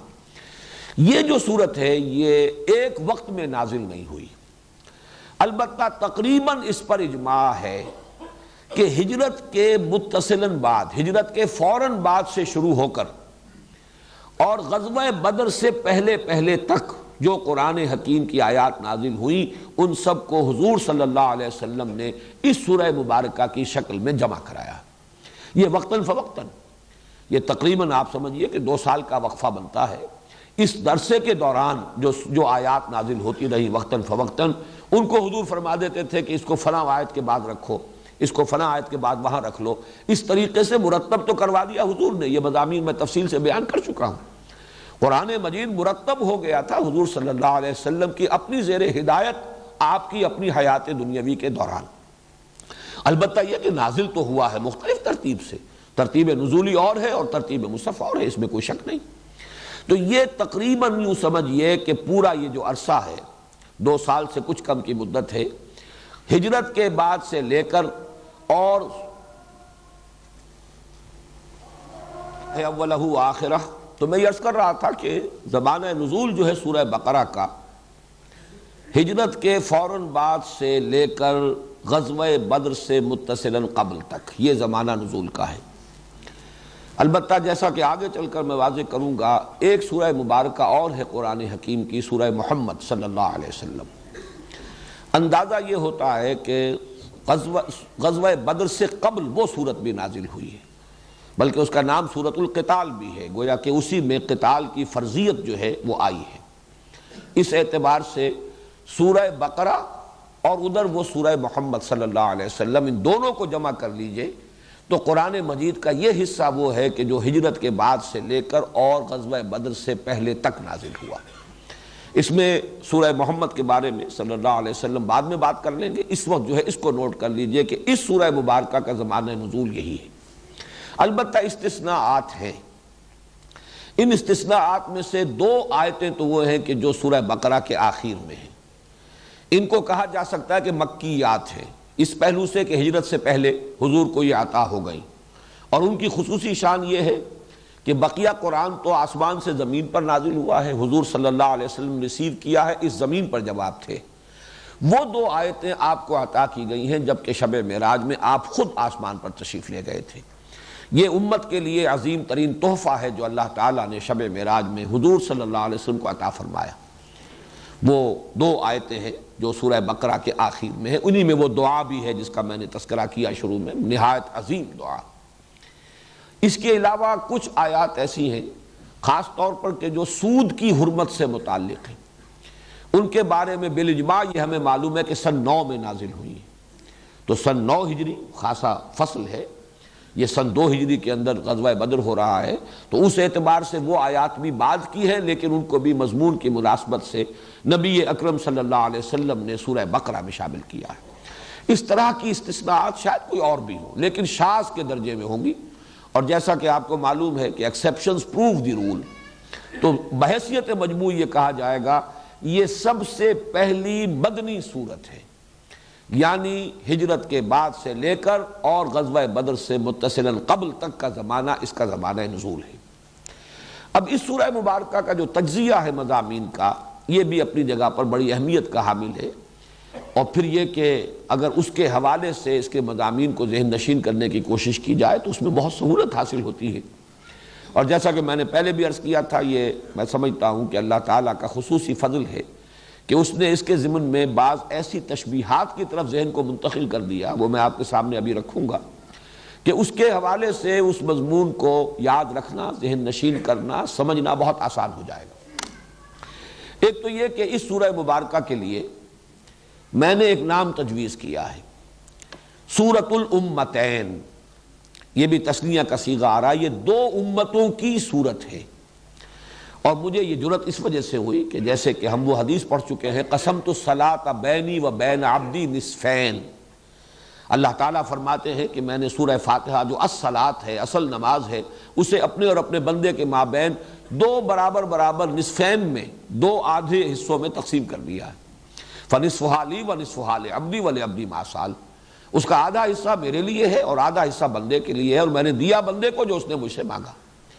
اسی طرح میں عرض کر رہا ہوں کہ قسمہ اللہ نصفین، اس سورہ مبارکہ کو بھی اللہ تعالیٰ نے دو نصفوں میں تقسیم کر دیا ہے۔ اس کے نصف اول میں تمام تر خطاب ہے سابقہ امت مسلمہ، اس لیے امتین کہہ رہا ہوں میں، دو امتیں۔ یہ امتین ہیں المسلمتین، سورۃ الامتین المسلمتین، یہ دو مسلم امتوں کی صورت ہے۔ ایک سابقہ امت مسلمہ ہے، وہ ہیں یہود۔ ان کی تو تاریخ جو ہے امت کے اعتبار سے بحیثیت امت مسلمہ شروع ہوتی حضرت موسیٰ علیہ السلام سے اور ختم ہو گئی ہے پوٹینشلی حضرت مسیح علیہ السلام پر۔ حضرت مسیح، حضرت زکریا، یہ ہم عصر ہیں تقریباً، حضرت یحییٰ علیہ السلام، ان پر گویا کہ ایک اعتبار سے اس امت کی تاریخ ختم ہو جاتی ہے۔ اگرچہ وہ امت ابھی تک ایک قوم کی حیثیت سے، ایک نسل کی حیثیت سے یہودی اب بھی ہے، اور حضور صلی اللہ علیہ وسلم کے زمانے میں بھی موجود تھے، لیکن امت کے اعتبار سے ان کا دور جو ہے وہ در حقیقت 13 قبل مسیح سے شروع ہو کر 1300 برس جو ہے حضرت مسیح سے قبل حضرت مسیح پر آ کر، جب انہوں نے حضرت مسیح کی دعوت کو ماننے سے نہ صرف انکار کیا بلکہ انہیں اپنے بس پڑتے سولی پر چڑھا دیا، اس اعتبار سے وہ اسی وقت معزول ہو چکے۔ لیکن یہ کہ ایک شے جس کا فیصلہ ہو جاتا ہے کسی موقع پر، اس کا ظہور ہوا ہے حضور صلی اللہ علیہ وسلم کی بعثت پر۔ وہ معزول کیے گئے حضور کی بعثت پر بالفعل بالقوہ معزول ہو چکے حضرت مسیح علیہ السلام ہی کی بعثت کے زمانے میں، جبکہ انہوں نے حضرت مسیح علیہ السلام سے دشمنی برتی اور انہیں اپنے حد تک سولی پر چڑھا کر دم لیا۔ دوسرا حصہ جو ہے اس سورہ مبارکہ کا، وہ موجودہ امت مسلمہ۔ اب ہماری تاریخ 1400 برس کی ہو گئی ہے، اور میں نے ادھر عرض کیا ہے کہ 1300 قبل مسیح سے ان کی تاریخ شروع ہوئی تھی، اور حضور صلی اللہ علیہ وسلم کی آمد پر گویا کہ اس سورہ مبارکہ میں ان کی معزولی کا اعلان ہو رہا ہے۔ تو پہلے نصف میں سابقہ امت مسلمہ سے خطاب ہے، اکثر و بیشتر میں براہ راست خطاب ہے، اور باقی حصوں میں روئے سخن انہی کی طرف ہے، چاہے بظاہر خطاب ان سے نہ ہو۔ اور دوسرے حصے میں کل کا کل خطاب موجودہ امت مسلمہ سے ہے، امت محمد سے علی صاحب الصلاۃ والسلام۔ یہ نوٹ کر لیجئے کہ نصف اول میں آیات 152 ہیں، جبکہ نصف ثانی میں 134 ہیں، 286 آیات کی یہ تقسیم۔ البتہ یہ جو فرق نظر آ رہا ہے اس کو کمپنسیٹ کر رہا ہے فرق تعداد رکوعات کا۔ 152 آیتیں 18 رکوعوں میں ہیں، 134 آیتیں 22 رکوعوں میں ہیں۔ گویا کہ وہ حجم جو ہے، بعد والی آیات کا حجم جو ہے وہ زیادہ تر جو ہے بڑا ہے، اس کے اعتبار سے وہ 22 رکوعوں کے اندر پھیلی ہوئی ہیں، اگرچہ تعداد کے اعتبار سے 134 ہے، کم ہے، اور جو پہلے نصف میں ہے وہ 152 آیتیں ہیں، لیکن 18 رکوعوں کے اندر وہ سما گئی۔ اب ان میں جو مزید تقسیم ہے، یہ اس وقت تھوڑا سا شاید ذہن پر زور دینے والی بات ہوگی، لیکن یہ کہ اس وقت اگر ذہن نشین کر لیں تو پھر یہ کہ ہم ایک ایک حصے سے گزرتے ہوئے اور ذہن میں اس تقسیم کو اگر مستحضر کر لیں گے تو ہماری ایک ہم آہنگی رہے گی ذہنی اس پورے سلسلہ درس کے ساتھ۔ پہلے 18 رکوع جو ہے ان میں مزید تقسیم جو ہے وہ عمودی ہے، ورٹیکل، یعنی پہلے 4 رکوع، آخری 4 رکوع، درمیان میں 10 رکوع۔ درمیان کے 10 رکوع جو ہیں ان میں تو براہ راست گفتگو ہے بنی اسرائیل سے۔ یا بنی اسرائیل اذکروا نعمتی التی انعمت علیکم وَأَوْفُوا بِعَهْدِي أُوفِ بِعَهْدِكُمْ وَإِيَّايَ فَارْهَبُونَ، یہاں سے بات شروع ہوئی ہے 5ویں رکوع میں، اور پھر 15ویں رکوع کے شروع میں یا بنی اسرائیل اذکروا نعمتی التی انعمت علیکم وانی فضلتکم علی العالمین، وہاں جا کر وہ بات ختم ہوئی۔ پورے 10 رکوع مسلسل خطاب ہے بنی اسرائیل سے۔ پہلے 4 رکوع جو ہے ان کو ہم کہہ سکتے ہیں کہ وہ تمہیدی ہیں، بظاہر ابھی خطاب شروع نہیں ہوا، اور ایک اعتبار سے وہ تمہیدی یوں بھی ہے کہ پورے قرآن کے لیے گویا کہ وہ دیباچہ بن جاتے ہیں۔ پہلے 2 رکوعوں میں 3 قسم کے انسانوں کی تقسیم، ایک وہ جو اس قرآن سے فائدہ اٹھا سکتے ہیں یا جنہوں نے اس قرآن سے فائدہ اٹھایا ہے، یہ میں وضاحت کروں گا، شاید آج ہی اس کی نوبت آ جائے ورنہ کل وضاحت ہوگی سورہ بقرہ کا جب ہم لفظ برس مطالعہ شروع کریں گے۔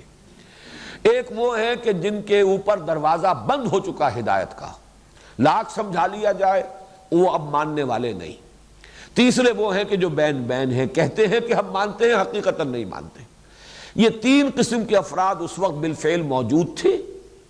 ان تینوں میں سے بھی تیسری صورت ہے در حقیقت کہ جو اہل کتاب کی تھی، یہود کی تھی، یہود مدینہ کی، لہذا سب سے زیادہ تفسیر اس تیسری شق کی ہوئی ہے، اس لیے کہ روح سخن تو انہی کی طرف ہے سارا، اگرچہ یہ کہ جو دوسری شق ہے ان کے اندر بھی ان کا جز شامل ہے، لیکن زیادہ تر تیسرا جو حصہ ہے وہ در حقیقت ان سے متعلق ہے، ان میں روح سخن ان کی جانب ہے۔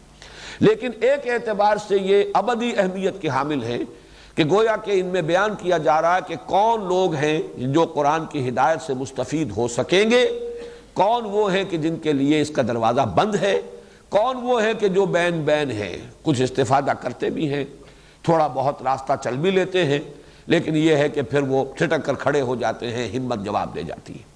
ہمیشہ یہ 3 قسم کے لوگ دنیا میں رہے ہیں کسی بھی دعوت کے رد عمل پر۔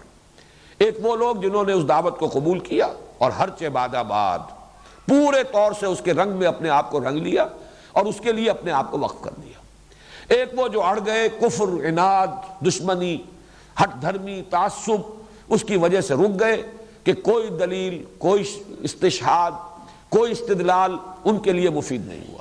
ایک وہ کہ جو کچھ کسی درجے میں مان کر، لیکن یہ کہ پورے طور سے ماننا، ٹوٹل آئیڈنٹیفیکیشن اپنے آپ کی اس کے ساتھ کر لینا، یہ ان کے بس کا روگ نہیں ہوتا۔ یہ 3 قسم کے لوگ ہمیشہ تھے، ہمیشہ رہیں گے۔ اس اعتبار سے وہ گویا کہ یونیورسل ٹروتھ کے درجے میں ہے، لیکن چونکہ انہی کے پردے میں روح سخن ہے یہود کی طرف، اس اعتبار سے وہ نصف اول کے مضامین میں شامل ہے۔ بقیہ 2 رکوعوں میں جو دین کی بنیادی تعلیم ہے، اس کو نوٹ کیجئے، چونکہ جو 2/3 حصہ قرآن مجید کا تھا وہ تو نازل ہو چکا ہے سورہ بقرہ سے قبل، سورہ بقرہ تو ہجرت کے بعد نازل ہو رہی ہے، اور اس کو قرآن مجید میں بالکل شروع میں رکھا گیا ہے۔ جو دین کی بنیادی تعلیمات ہیں، جو عقائد ہیں، جو فلسفہ ہے، جو حکمت دین ہے، وہ تو پورا کا پورا آ چکا ہے مکی صورتوں میں۔ تو ضرورت پیش آئی اور یا حکمت خداوندی کا یہ تقاضا ہوا کہ اس کا خلاصہ اس سورہ بقرہ کے آغاز میں رکھ دیا جائے، تاکہ ایک عام قاری جب اسے پڑھ رہا ہو تو اس کے سامنے وہ مکی قرآن کے مضامین کا خلاصہ آ جائے، پھر وہ آگے بڑھے۔ تو 4 رکوع جو ابتدائی ہیں وہ اس اعتبار سے تمہیدی ہیں۔ 4 رکوع جو بعد کے ہیں، یعنی 4 کے بعد 10 رکوع میں براہ راست خطاب ہوگا بنی اسرائیل سے، آخری 4 رکوعوں میں یہ ٹرانزیشن ہے کہ اب ابراہیم کی ایک نسل میں یہ امت مسلمہ اور اللہ تعالیٰ نے یہ مقام ان کو عطا کیا ہوا تھا، منصب دیا ہوا تھا یہود کو، اب وہ منصب سلب کر کے حضرت ابراہیم ہی کی نسل کی دوسری شاخ حضرت اسماعیل کی نسل میں حضرت محمد صلی اللہ علیہ وسلم کی بعثت ہوئی، اور اب ان پر جو لوگ ایمان لائے تو ایک نئی امت وجود میں آئی۔ اب ان کو نسب کیا جا رہا ہے، یہ منصب اب ان کو عطا کیا جا رہا ہے۔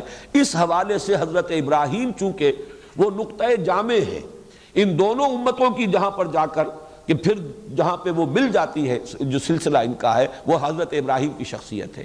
اس اعتبار سے حضرت ابراہیم کا ذکر، تعمیر کعبہ کا ذکر، پھر کعبے کی طرف اب رخ کا پھیر دیا جانا، تحویل قبلہ، وہ گویا کہ علامت ہے اس کی کہ اب وہ سابق قبلے والے یعنی یہود جن کا قبلہ رہا یروشلم، بیت المقدس، اب وہ معزول کر دیے گئے۔ اب اس کعبے کے گرد ایک نئی امت محمد وجود میں آ گئی اور اس کا نصب عمل میں آ چکا، وہ اب اس منصب پر فائز کر دیے گئے۔ یہ ہے 18 رکوع جو پہلے ہیں نصف اول کے، 4 تمہیدی، 10 میں خطاب بنی اسرائیل سے براہ راست، اور پھر 4 کے اندر وہ تحویل جو ہے کہ ایک کی معزولی کا اعلان اور دوسرے کے اس منصب پر فائز کرنے کا اعلان۔ اس کے بعد جو بقیہ ہیں 22 رکوع، اب خطاب شروع ہوا براہ راست امت مسلمہ سے۔ گویا کہ تحویل قبلہ ایک طرح کی کورونیشن تھی، تاج پوشی تھی۔ امت مسلمہ، امت محمد صلی اللہ علیہ وسلم اب اس مقام پر فائز کر دی گئی، اس کی تاج پوشی ہو گئی۔ اب ان سے خطاب ہے۔ اس خطاب کے بارے میں وہ تشبیہ عرض کر رہا تھا کہ وہاں غور کیجئے تو مضامین جو ہیں بظاہر، یہ لفظ مناسب نہیں ہے قرآن کے لیے، لیکن بظاہر کٹے پھٹے سے نظر آتے ہیں، یا یوں کہیے کہ بظاہر مضامین گڑبڑ نظر آتے ہیں۔ ابھی نماز کا ذکر ہو رہا تھا، ابھی کہیں جہاد کا ذکر شروع ہو گیا، ابھی کہیں کوئی اور بات آ گئی، تو بیچ میں کوئی تسلسل نہیں ہے۔ اس کے لیے میرے سامنے تمثیل آئی تھی، تشبیہ آئی تھی اللہ تعالیٰ کی طرف سے، اور بڑی خوبصورت تمثیل ہے کہ آپ ایک ایسی رسی کا تصور کریں جو 4 لڑیوں سے بٹی گئی ہو۔ اب جب بٹ دیا جاتا ہے، فرض کیجئے کہ اس کے رنگ جدا جدا ہیں، ایک سفید ہے، ایک سرخ ہے، ایک نیلی ہے، ایک فرض کیجئے سبز ہے یا پیلی ہے۔ جب ان کو بٹ دیا جائے گا تو کوئی رنگ بھی مسلسل نظر نہیں آئے گا، کٹے پھٹے نظر آئیں گے۔ اگر آپ ایک طرف سے دیکھیں گے تو سفید ہے، سرخ ہے، نیلا یا پیلا ہے، اور یا سبز ہے، پھر سفید ہے، سرخ ہے، پھر نیلا یا پیلا ہے، پھر سبز ہے۔ اس طریقے سے رنگ جو ہے کٹے پھٹے نظر آئیں گے۔ اگرچہ آپ اگر اس کو کھول دیں تو معلوم ہوگا کہ سبز لڑی بھی سیدھی ہے، مسلسل ہے، سفید ڈوری بھی مسلسل ہے، سیدھی ہے، نیلی بھی سیدھی ہے، سرخ بھی سیدھی ہے۔ اس اعتبار سے 4 لڑیاں ہیں جو باہم آپس میں بٹی ہوئی ہیں ایک رسی کی شکل میں۔ ان کو بھی 2 کے 2 جوڑوں میں سمجھیے۔ ایک ہے احکام شریعت، یہ کرو یہ نہ کرو، اور ایک ہے جہاد فی سبیل اللہ۔ پھر پہلے کے بھی 2 حصے ہیں، احکام شریعت میں عبادات ہیں اور معاملات ہیں، اور دوسری طرف جہاد میں انفاق یا جہاد بالمال بھی ہے اور قتال جہاد بالنفس بھی ہے۔ تو 4 یہ جو ڈوریاں ہیں یا 4 لڑیاں ہیں، ایک میں عبادات سے متعلق احکام، دوسرے معاملات انسانی سے متعلق احکام، تیسرے انفاق فی سبیل اللہ، جہاد بالمال، چوتھے قتال فی سبیل اللہ یا جہاد بالنفس۔ ان 4 لڑیوں کو اس طریقے سے بٹ دیا گیا ہے ایک رسی کی شکل میں کہ یہ 4 مضامین ایک دوسرے کے بعد مختلف وقفوں سے آ رہے ہیں۔ بہرحال ان سب میں خطاب جو ہے وہ امت مسلمہ سے۔ اس اعتبار سے اب ان میں جو پولرائزیشن ہے یا ان میں جو تقسیم ہے 4 مضامین کی، وہ ورٹیکل نہیں ہے، ہاریزونٹل ہے۔ وہ 4 لڑیاں ہیں جو چل رہی ہیں مسلسل، اور وہ 4 لڑیاں جو ہیں آپس میں بٹے ہونے کی وجہ سے بظاہر کٹی پھٹی نظر آتی ہیں۔ یہ ترتیب ہے سورہ بقرہ کے مضامین کا تجزیہ۔ 40 رکوع، 18 ادھر 22 ادھر۔ 18 میں خطاب امت مسلمہ سابقہ یہود سے، 22 میں خطاب امت مسلمہ موجودہ یعنی ہم مسلمانوں سے۔ پہلے 18 میں 10 درمیانی میں براہ راست خطاب یہود سے، 4 تمہیدی شروع میں، 4 تحویلی، امت سابقہ معزول، اور یہ امت نئی جو محمد الرسول اللہ پر ایمان کی بنیاد پر وجود میں آئی، جس کا مرکز ہے، جس کا قبلہ ہے خانہ کعبہ، اب یہ اس مقام پر فائز کر دی گئی۔ بقیہ میں 22 رکوعوں میں 4 مضامین کی لڑیاں ہیں جو بٹی ہوئی ہیں، احکام عبادات سے متعلق، معاملات سے متعلق، اور جہاد بالمال اور جہاد بالنفس یا قتال فی سبیل اللہ۔ اب اس کے بعد آئیے ہم سورہ بقرہ کا آغاز کرتے ہیں، اور اس میں سب سے پہلے آ رہے ہیں حروف مقطعات الف لام میم۔ آج اگر اسی کے بارے میں ہم چند باتیں نوٹ کر لیں تو میں سمجھتا ہوں کہ آج کا حق ادا ہو جائے گا، اس سے آگے پھر انشاءاللہ کل چلیں گے۔ حروف مقطعات کے بارے میں چند باتیں تو وہ ہیں کہ جو بالکل قطعی ہیں، متفق علیہ، وہ پہلے نوٹ کر لیجئے۔ مقطعات انہیں کیوں کہا جاتا ہے؟ قطع کاٹا، قطع ٹکڑے ٹکڑے کر دیا۔ یہ قطع سے باب تفعیل ہے، تقطیع، قطع یقطع تقطیع، ٹکڑے ٹکڑے کر دینا۔ اس لیے کہا جاتا ہے کہ انہیں علیحدہ علیحدہ پڑھا جاتا ہے۔ لکھے ہوئے ہیں الف لام میم جڑے ہوئے، لیکن علم نہیں پڑھ سکتے اس کو، الف لام میم۔ ہے اور میم جڑے ہوئے لکھے ہوئے ملیں گے آپ کو قرآن میں، لیکن ہا میم علیحدہ علیحدہ پڑھے جائیں گے۔ یاسین، یاسین، طٰہٰ، الف لام را، کاف ہا یا عین صاد، علیحدہ علیحدہ۔ تو چونکہ انہیں علیحدہ علیحدہ پروناؤنس کیا جاتا ہے اس لیے ان کو حروف مقطعات کہا جاتا ہے۔ ان کے بارے میں جو متفق علیہ باتیں ہیں ان کا حتمی یقینی مفہوم و معنی کسی کو معلوم نہیں سوائے اللہ اور اس کے رسول صلی اللہ علیہ وسلم۔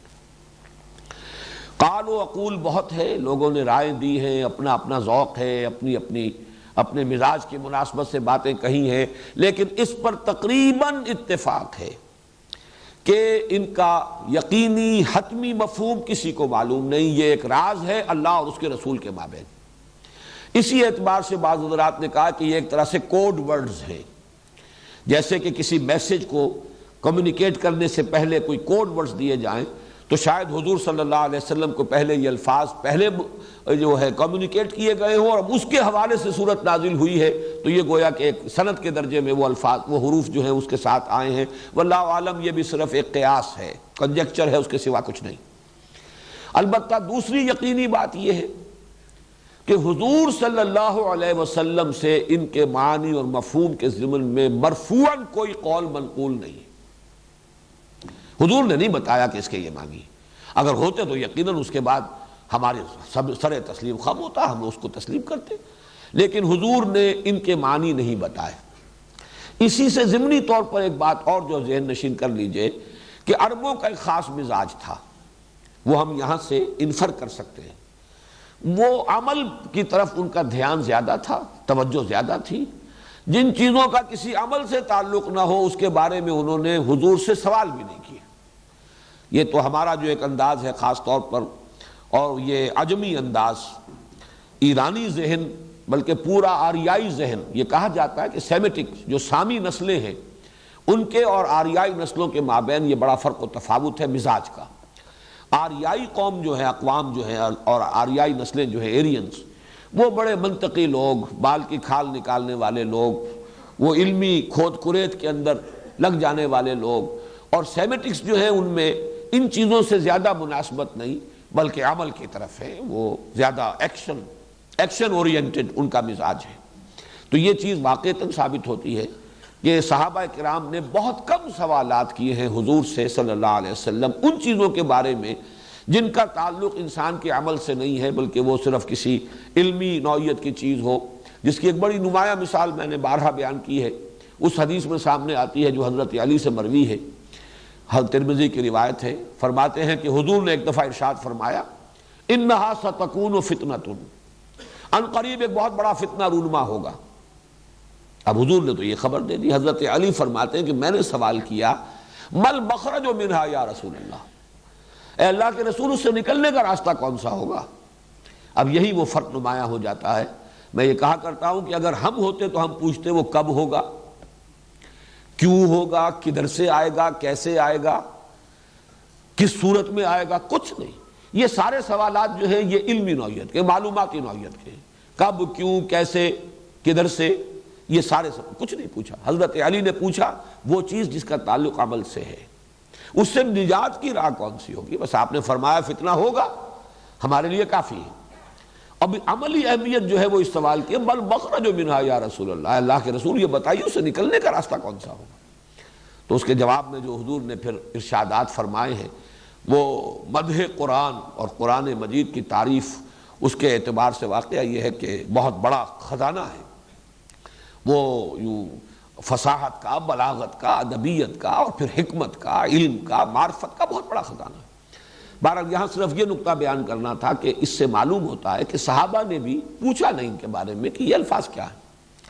البتہ چوتھی چیز جو اسی سے متعلق پھر نتیجہ نکلا وہ یہ ہے کہ یقیناً یہ کوئی معروف اسلوب تھا عرب کا، ورنہ کوئی نہ کوئی سوال تو کرتے، صحابہ سوال نہ کرتے، چلیے تعظیماً نہ کرتے، یا یہ کہ چونکہ عمل سے متعلق ہے نہیں ہے لہذا نہ کرتے، لیکن یہ کہ لوگ تو اعتراض کرتے کہ یہ کیا الف لام میم، یہ کیا حامیم کاف ہا یا عین صاد، کیا معنی اس کے؟ یہ تو بے معنی سی باتیں ہیں، اس کے تو کوئی مفہوم سمجھ میں نہیں آیا۔ جبکہ قرآن کہتا ہے کتاب مبین، دعویٰ کرتا ہے کہ میں تو بالکل روشن کتاب ہوں، واضح کتاب ہوں، اس کے مضامین بالکل صاف ہیں، بالکل نمایاں ہیں، وَلَقَدْ يَسَّرْنَا الْقُرْآنَ لِلذِّكْرِ فَهَلْ مِن مُدَّكِرٍ۔ تو یہ کیا چیز ہے الف لام میم ہا میم کاف ہا یا عین صاد، کیا معنی اس کے؟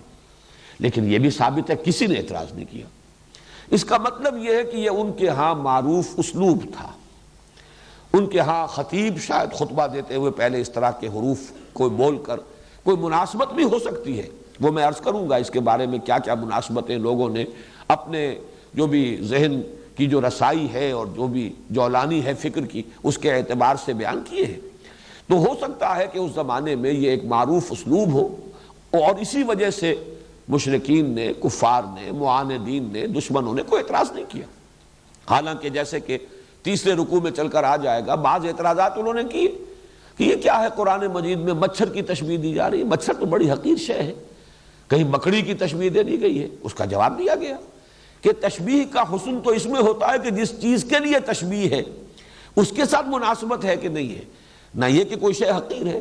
کسی حقیر شے کی تشبیہ دینی ہے تو حقیر شے سے دی جائے گی تاکہ اس کا جو حقیر ہونا ہے وہ پوری طریقے سے مبرہن ہو جائے. یہ جواب دیا گیا. لیکن یہ کہ اعتراض کیا گیا نا. لیکن یہاں یہ ہے کہ ان حروف مقطعات کے استعمال پر اور ان کے قرآن مجید میں یعنی وحی میں شامل کیے جانے پر کوئی اعتراض بھی منقول نہیں ہے. یہ چار چیزیں تو ہیں متفق علیہ. باقی جو چیزیں ہیں کہ کیا کیا اس کے معانی اور مفاہیم کے بارے میں آراء ظاہر کی گئی ہیں، میں ان کو آپ کے سامنے رکھنے سے پہلے ذرا کچھ سٹیٹسٹکس ہیں، اعداد و شمار، یہ ذرا دلچسپ ہے.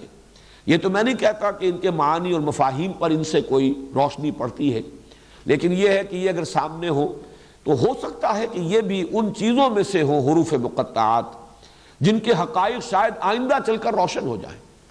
جیسے کہ وہ آیت مبارکہ میں نے تعارف قرآن کے ضمن میں بار بار پڑھی تھی، سنریہم آیاتنا فی الآفاق وفی انفسہم حتی یتبین لہم انہ الحق.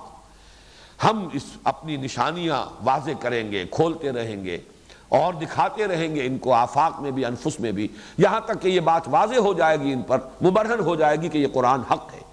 تو ہو سکتا ہے کہ ان حروف کے حوالے سے بھی کوئی حقیقت بعد میں ایسی سامنے آ جائے جس سے قرآن مجید کی حقانیت جو ہے اور مبرہن ہو جائے. اس کا امکان موجود ہے. لیکن یہ امکان اگر ہے تو اسی شکل میں کہ اس کے کچھ اعداد و شمار جو ہے، کچھ ڈیٹا جو ہے وہ سامنے رہے تاکہ غور کرنے والے غور کرتے رہیں. اور اس حوالے سے بھی ایک بات کہی گئی ہے ماضی قریب میں، اس کا بھی میں تذکرہ بعد میں کروں گا. تو یہ سٹیٹسٹکس جو ہے وہ ذرا نوٹ کر لیجئے، اور اس میں عربی زبان کی فقہ اللغہ کے اعتبار سے بھی بعض مضامین اہم ہیں. دیکھیے یہ حروف مقطعات جو ہے ظاہر بات ہے حروف ہجا ہیں. وہ جو تختی ہے حروف ہجا کی، الف با تا سا جیم ہا خا دال، وہ یا تک جائے گی، یہ تختی ہے. عربی زبان کے جو حروف ہجا ہیں ان کے بارے میں ایک اختلاف ہے کہ تعداد 28 ہے یا 29 ہے. یہ دونوں جو ہیں عدد مانے جاتے ہیں. کس اعتبار سے؟ الف تو ایک حرف ہے، شروع کا پہلا حرف ہے. حمزہ کو بھی اگر حرف علیحدہ گنا جائے تو یہ 29 بن جائیں گے، اور حمزہ کو شمار نہ کیا جائے تو یہ 28 رہ جائیں گے. حمزہ اصل میں ہے کیا؟ الف پر ہی اگر زبر لگ جائے آ تو اب یہ حمزہ ہو گیا، یہ الف نہیں ہے. زیر لگ جائے ای، یہ بھی حمزہ ہوگا، یہ بھی الف نہیں ہے. پیش لگ جائے او تو یہ بھی حمزہ ہے، الف نہیں ہے. جزم ہو جیسے بے با، با یعنی با کے بعد الف ہے لیکن جزم لگ گیا با تو یہ بھی حمزہ ہے. تو الف اور حمزہ میں فرق یہ ہے کہ الف تو نام ہے صرف اس کا کہ اگر کوئی حرف اس سے پہلے مفتوح ہے، اس پر زبر آ رہا ہے تو الف لگ جائے گا تو وہ 2 زبر ہو جائیں گے، بس اللہ اللہ خیر صلی اللہ. اسی معنی میں واو کا استعمال بھی ہے. واو سے پہلے جو حرف ہے اس پر پیش ہے تو واو اس پیش کو کھینچ دیتا ہے. بے پر پیش ہو، با پر پیش مو، اور اس کے ساتھ واو تو بو، وہی پیش جو ہے گویا کہ 2 پیش بن گئے اور وہ ذرا کھچ گیا. یہ کا عمل بھی یہی ہے. یہ حروف 3 حروف علت کہلاتے ہیں، الف اور واو اور یا. یا کا بھی معاملہ یہی ہے. یا سے پہلے اگر زیر ہے حرف پر تو یہ یا صرف یہ کرے گی کہ اس زیر کو کھینچ دے گی. بے زیر یہ بی، وہ گویا کہ اگر صرف زیر ہوتا تو بے اور یہ ساتھ لگ گیا تو بی. اس معنی میں الف بھی در حقیقت اپنے حرف ما قبل پر اگر زبر ہو تو اسے تھوڑا سا کھینچ کر اور ایک زبر کا اور اضافی فائدہ ہو جاتا ہے. لیکن یا اور واو میں یہ ہے کہ اس پر جزم بھی آئے گا، اس پر زبر بھی آئے گا، زیر بھی آئے گا، پیش بھی آئے گا، پھر بھی اسے وا کہیں گے. الف پر جزم آ جائے، زبر آ جائے، زیر آ جائے، پیش آ جائے تو اس کو الف نہیں کہتے، ہم حمزہ کہتے ہیں. تو یہ ذرا فرق ذہن میں رکھیے، الف ورسس حمزہ. یہ جو حروف ہجا ہیں عربی کے، اس کے اعتبار سے اس کو سمجھ. اسی لیے حمزۃ الوصل کہتے ہیں. جہاں پر الف لگا ہوتا ہے، یا الف لام جو ہے، اب اس کا بھی ہم کہتے ہیں یہ لام تعریف، اور اس کے اندر وہ حمزہ جو ہے اس کو شمار ہی نہیں کرتے، الف کو شمار ہی نہیں کرتے، اس لیے کہ وہ حمزہ وصل ہے، لیکن اس کو حمزہ کہتے ہیں، الف نہیں کہتے۔ دوسری بات یہ نوٹ کیجئے کہ یہ جو 28 یا 29 حروف ہیں، بلکہ میں اب 28 کے اعتبار سے تقسیم کر رہا ہوں، ان کی پوری تختی کو 3 میں تقسیم کر لیں۔ درمیان میں 5 جوڑے ہیں تو 6، جن میں سے ہر جوڑے کے اندر ایک حرف ہے نقطے والا، ایک بغیر نقطے کے۔ دال زال، فرق کیا ہے؟ صرف نقطے کا۔ را زا، فرق کیا ہے؟ صرف نقطے کا۔ سین شین، یہاں پہ ایک کی بجائے 3 نقطے لگ گئے، لیکن فرق وہی ہے۔ صاد ضاد، وہی ایک نقطہ۔ طا ظا، ایک نقطے کا فرق۔ عین غین، ایک نقطے کا فرق۔ یہ ویسے تو 6 جوڑے ہیں، لیکن ان میں سے دال زال کو ذرا علیحدہ کر دیجئے تو را سے لے کر اور غین تک یہ 10 حروف درمیانی کی تختی ہے۔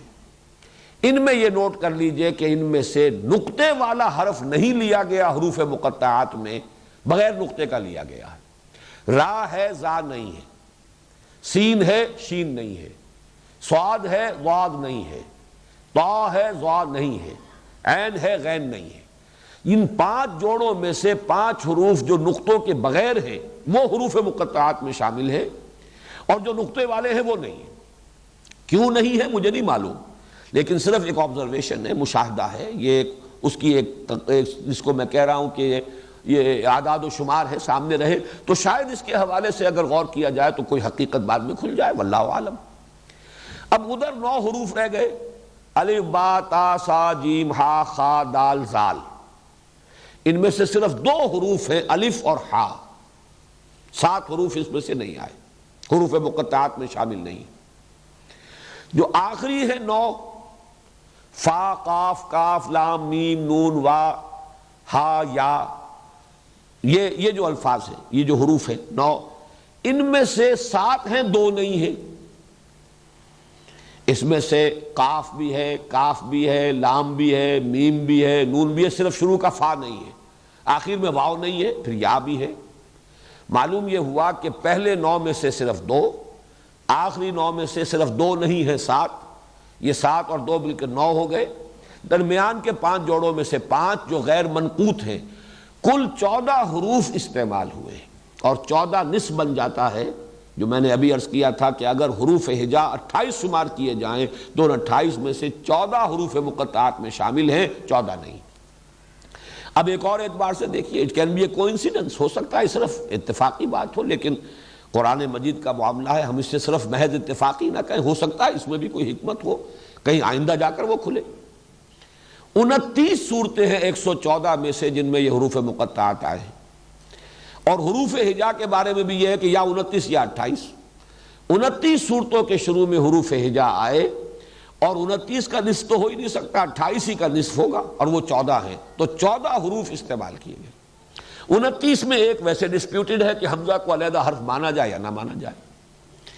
ان میں سے اب نوٹ کر لیجئے کہ 2 ایک حرف بھی ہے 3 صورتوں میں، سورہ نون، سورہ قاف، سورہ صاد، یہ ایک حرف آیا ہے، اور یہ ایک صورت میں ایک حرف۔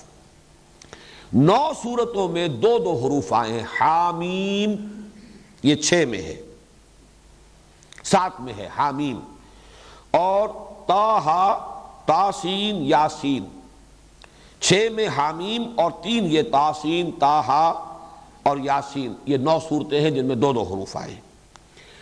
13 صورتیں وہ ہیں جن میں 3 حروف آئے ہیں، الف لام میم 6 میں، الف لام را 5 میں، طا سین میم 2 میں۔ 2 صورتیں وہ ہیں جن میں 4 آئے ہیں، الف لام میم را، الف لام میم صاد، یہ 2 صورتیں جن میں 4 آئے ہیں۔ 2 صورتیں ہیں جن میں 5 آئے ہیں، کاف ہا یا عین صاد، اور ہا میم عین سین قاف، یہ 2 صورتیں۔ تو ان سب کو جمع کیجئے، 1 سے لے کر 5 تک کے حروف جو ہے مقطعات کی شکل میں آئے ہیں، اور ان میں بھی ایک بات میں پہلے بھی بتا چکا ہوں، حامیم 2 حروف ہیں لیکن آیت شمار ہوتے ہیں، الف لام را 3 ہے، آیت شمار نہیں ہوتی۔ یہ تمام چیزیں میں بیان کر چکا ہوں، شروع میں توقیفی ہیں جو حضور نے بتایا۔ ایک ہی صورت ہے جس میں حروف مقطعات 2 آیتوں پر مشتمل، حامیم ایک آیت، عین سین قاف دوسری آیت۔ یہ سورہ شورى واحد صورت ہے قرآن مجید کی جس کی کہ 2 آیتیں حروف مقطعات پر مشتمل ہیں۔ یہ تو ہوئے وہ جو میں نے کہا تھا کچھ فیکٹس اینڈ فگرز، کچھ اسٹیٹسٹکس، کچھ اعداد و شمار۔ اب آئیے ان کے مفہوم کے بارے میں۔ ایک رائے یہ ہے کہ یہ نام ہے، بہت سے حضرات کی رائے ہے سورتوں کے نام ہیں۔ جزوی طور پر یہ بات صحیح ہے۔ سورہ نون کو ہم سورہ نون کہتے ہیں نام کے نون کے حوالے سے، اگرچہ اس کا نام ایک اور بھی ہے، اس کو سورہ قلم بھی کہا گیا، نون والقلم وما یسطرون۔ سورہ قاف، اس کو سورہ قاف کہتے ہیں، اس کا کوئی اور دوسرا نام بھی نہیں۔ یاسین، اس کو سورہ یاسین کہتے ہیں، کوئی اور نام نہیں ہے اس کا۔ طٰہٰ، سورہ طٰہٰ کہتے ہیں، اس کا کوئی اور نام نہیں۔ صاد، سورہ صاد ہی اس کا نام ہے۔ اس اعتبار سے ایک رائے یہ ہے کہ تمام جو یہ حروف مقطعات ہیں یہ صورتوں کے نام ہیں۔ جزوی طور پر صحیح ہے بات، کلی طور پر صحیح نہیں، اس لیے کہ تمام صورتوں میں تو یہ آئے نہیں۔ نمبر 2 یہ کہ اگر الف لام میم 6 صورتوں کے شروع میں آ رہا ہے یہ حروف مقطعات، تو 6 صورتوں کا ایک نام تو نہیں ہو سکتا۔ الف لام میم سجدہ تو اگرچہ نام اس کا رکھا گیا، سورہ سجدہ بھی کہہ دیتے ہیں، الف لام میم سجدہ بھی کہہ دیتے ہیں، حامیم سجدہ سے علیحدہ کرنے کے لیے۔ لیکن یہ کہ یہ بات صرف جزوی طور پر صحیح ہے۔ مولانا اصلاحی صاحب کو اس پر بہت اصرار ہے کہ یہ نام ہی ہے، اور انہوں نے تو یہاں تک کہ یہ اس کو جملہ بنایا ہے اور کہا ہے ھذا الف لام میم۔ الف لام میم سے پہلے ھذا کو گویا کہ محذوف مانا ہے، یہ الف لام میم ہے، یہ ترجمہ کیا ہے۔ لیکن میرا جیسا کہ میں نے عرض کیا ہے کہ میں سمجھتا ہوں کہ جزوی طور پر بات صحیح ہے، لیکن اس کو قاعدہ کلیہ نہیں بنایا جا سکتا، اس اعتبار سے بات ویلڈ نہیں ہے۔ ایک رائے دی ہے مولانا فراہی کے استاد مولانا فراہی رحمۃ اللہ علیہ نے۔ وہ رائے ویسے بڑی دلچسپ ہے کہ عربی زبان کے حروف اور عبرانی زبان کے حروف یہ مشترک ہیں، اور یہ حروف بھی چینی زبان کے جو الفابیٹس ہیں انہی کی طریقے سے اشیاء کی صورتوں سے اخذ کیے گئے ہیں، اور وہ نام ہوتے ہیں ان چیزوں کا، علامت بھی بنتے ہیں۔ بعض زبانیں جو ہیں، اکثر زبانیں تو وہ ہیں کہ جن کے الفابیٹس جو ہیں آواز کے حوالے سے ہیں، لیکن یہ کہ بعض زبانوں کے الفابیٹس شکلوں سے ہیں، وہ اشیاء کی صورتوں سے اخذ کیے گئے ہیں۔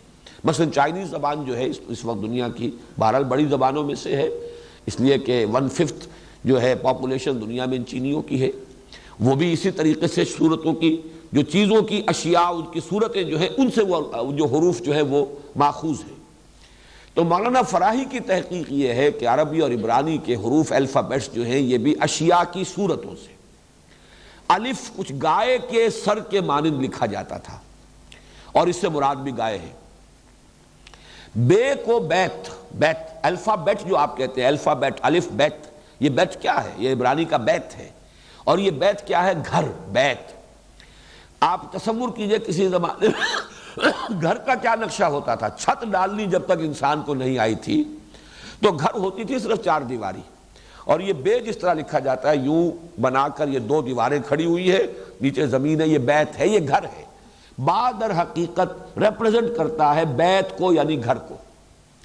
اسی طرح جیم جو ہے اس طریقے سے لکھتے تھے جیسے اونٹ کا سر ہوتا ہے، اسی طرح کا خم جو ہے اس کی گردن کے ساتھ آ کر، اور اس کو جیمل، جیمل جو ہے عبرانی میں جیم کو جیمل کہا جاتا ہے، اور آپ کو معلوم ہے کہ جمل عربی زبان میں اونٹ کو کہتے ہیں۔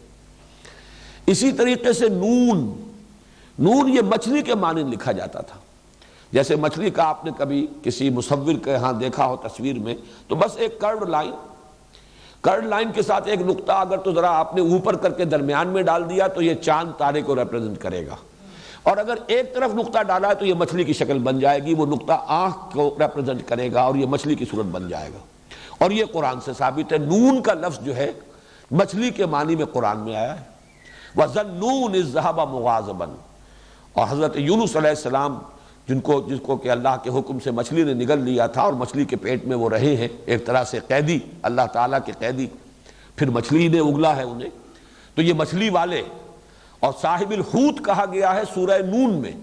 سورہ نون کے آخر میں حضرت یونس علیہ السلام کا ذکر آ رہا ہے صاحب الحوت، فاصبر لحکم ربک ولا تکن کصاحب الحوت اذ نادی وہو مکظوم، اور صاحب الحوت مچھلی والا، اور سورت شروع ہو رہی ہے نون والقلم وما یسطرون، گویا کہ مناسبت ہے، آخر میں صاحب الحوت ذو النون کا ذکر ہو رہا ہے اور نون سے سورت شروع ہوئی ہے۔ اسی طرح مولانا فرائی کا کہنا ہے کہ توئے جو لکھتے تھے یہ عبرانی زبان میں، تا جو ہے یہ سانپ کو ریپرزنٹ کرتی ہے، توئے، تا جسے ہم کہیں گے عربی کے اعتبار سے، اردو میں توئے کہتے ہیں۔ جیسے کوبرا کبھی آپ نے دیکھا ہو، اس نے پھن اٹھایا ہوا ہو تو ایک اس کا دھڑ کا حصہ جو ہے اٹھا ہوا ہے، اوپر پھن ہے اور نیچے کنڈلی ہے، تو تا جو ہے در حقیقت وہ ایک طریقے سے ریپرزنٹ کرتا ہے سانپ کو۔ اور یہ بھی بات ہے صحیح، جن صورتوں میں حضرت موسیٰ علیہ السلام کے حالات جو ہیں خصوصاً ذکر کیے گئے ہیں، ان میں شروع میں جو حروف آئے ہیں وہ تا کے ساتھ ہیں، تاہا تو تقریباً جو اس کے 5 رکوع ہیں وہ حضرت موسیٰ علیہ السلام کے حالات پر ہے، اور ان کا سب سے بڑا معجزہ یہی تھا کہ ان کی لاٹھی جو ہے وہ سانپ کی شکل اختیار کر لیتی تھی۔ تو یہ ایک مناسبت سی نظر آ رہی ہے اس کے اندر۔ تو یہ مختلف چیزیں ایسی ہیں کہ جو انہوں نے، میم وہ کہتے ہیں کہ پانی کی لہر، میم جیسے لکھی جاتی ہے، وہ میم پڑی میم، ایک تو وہ نیچے کھڑی میم جو ہوتی ہے اس کا نیچے آپ لے جاتے ہیں ڈنڈا، لیکن عام طور پر میم جو ہے عربی زبان کی وہ پڑی میم جو ہے ایک طرف کنڈی سی ہے اور دوسری طرف وہ اس کا وہ بازو تقریباً ہاریزونٹل جو جاتا ہے، یہ سمندر کی لہر کے مانند۔ اس میں بھی وہ صورتیں کہ جن میں حضرت موسیٰ علیہ السلام کے عصا سے سمندر کا پھٹ جانا جو ہے اس کا تذکرہ ہے، اس کے شروع میں الف لام میم طا سین میم، ان صورتوں میں میم کا جو ہے حرف آیا ہے۔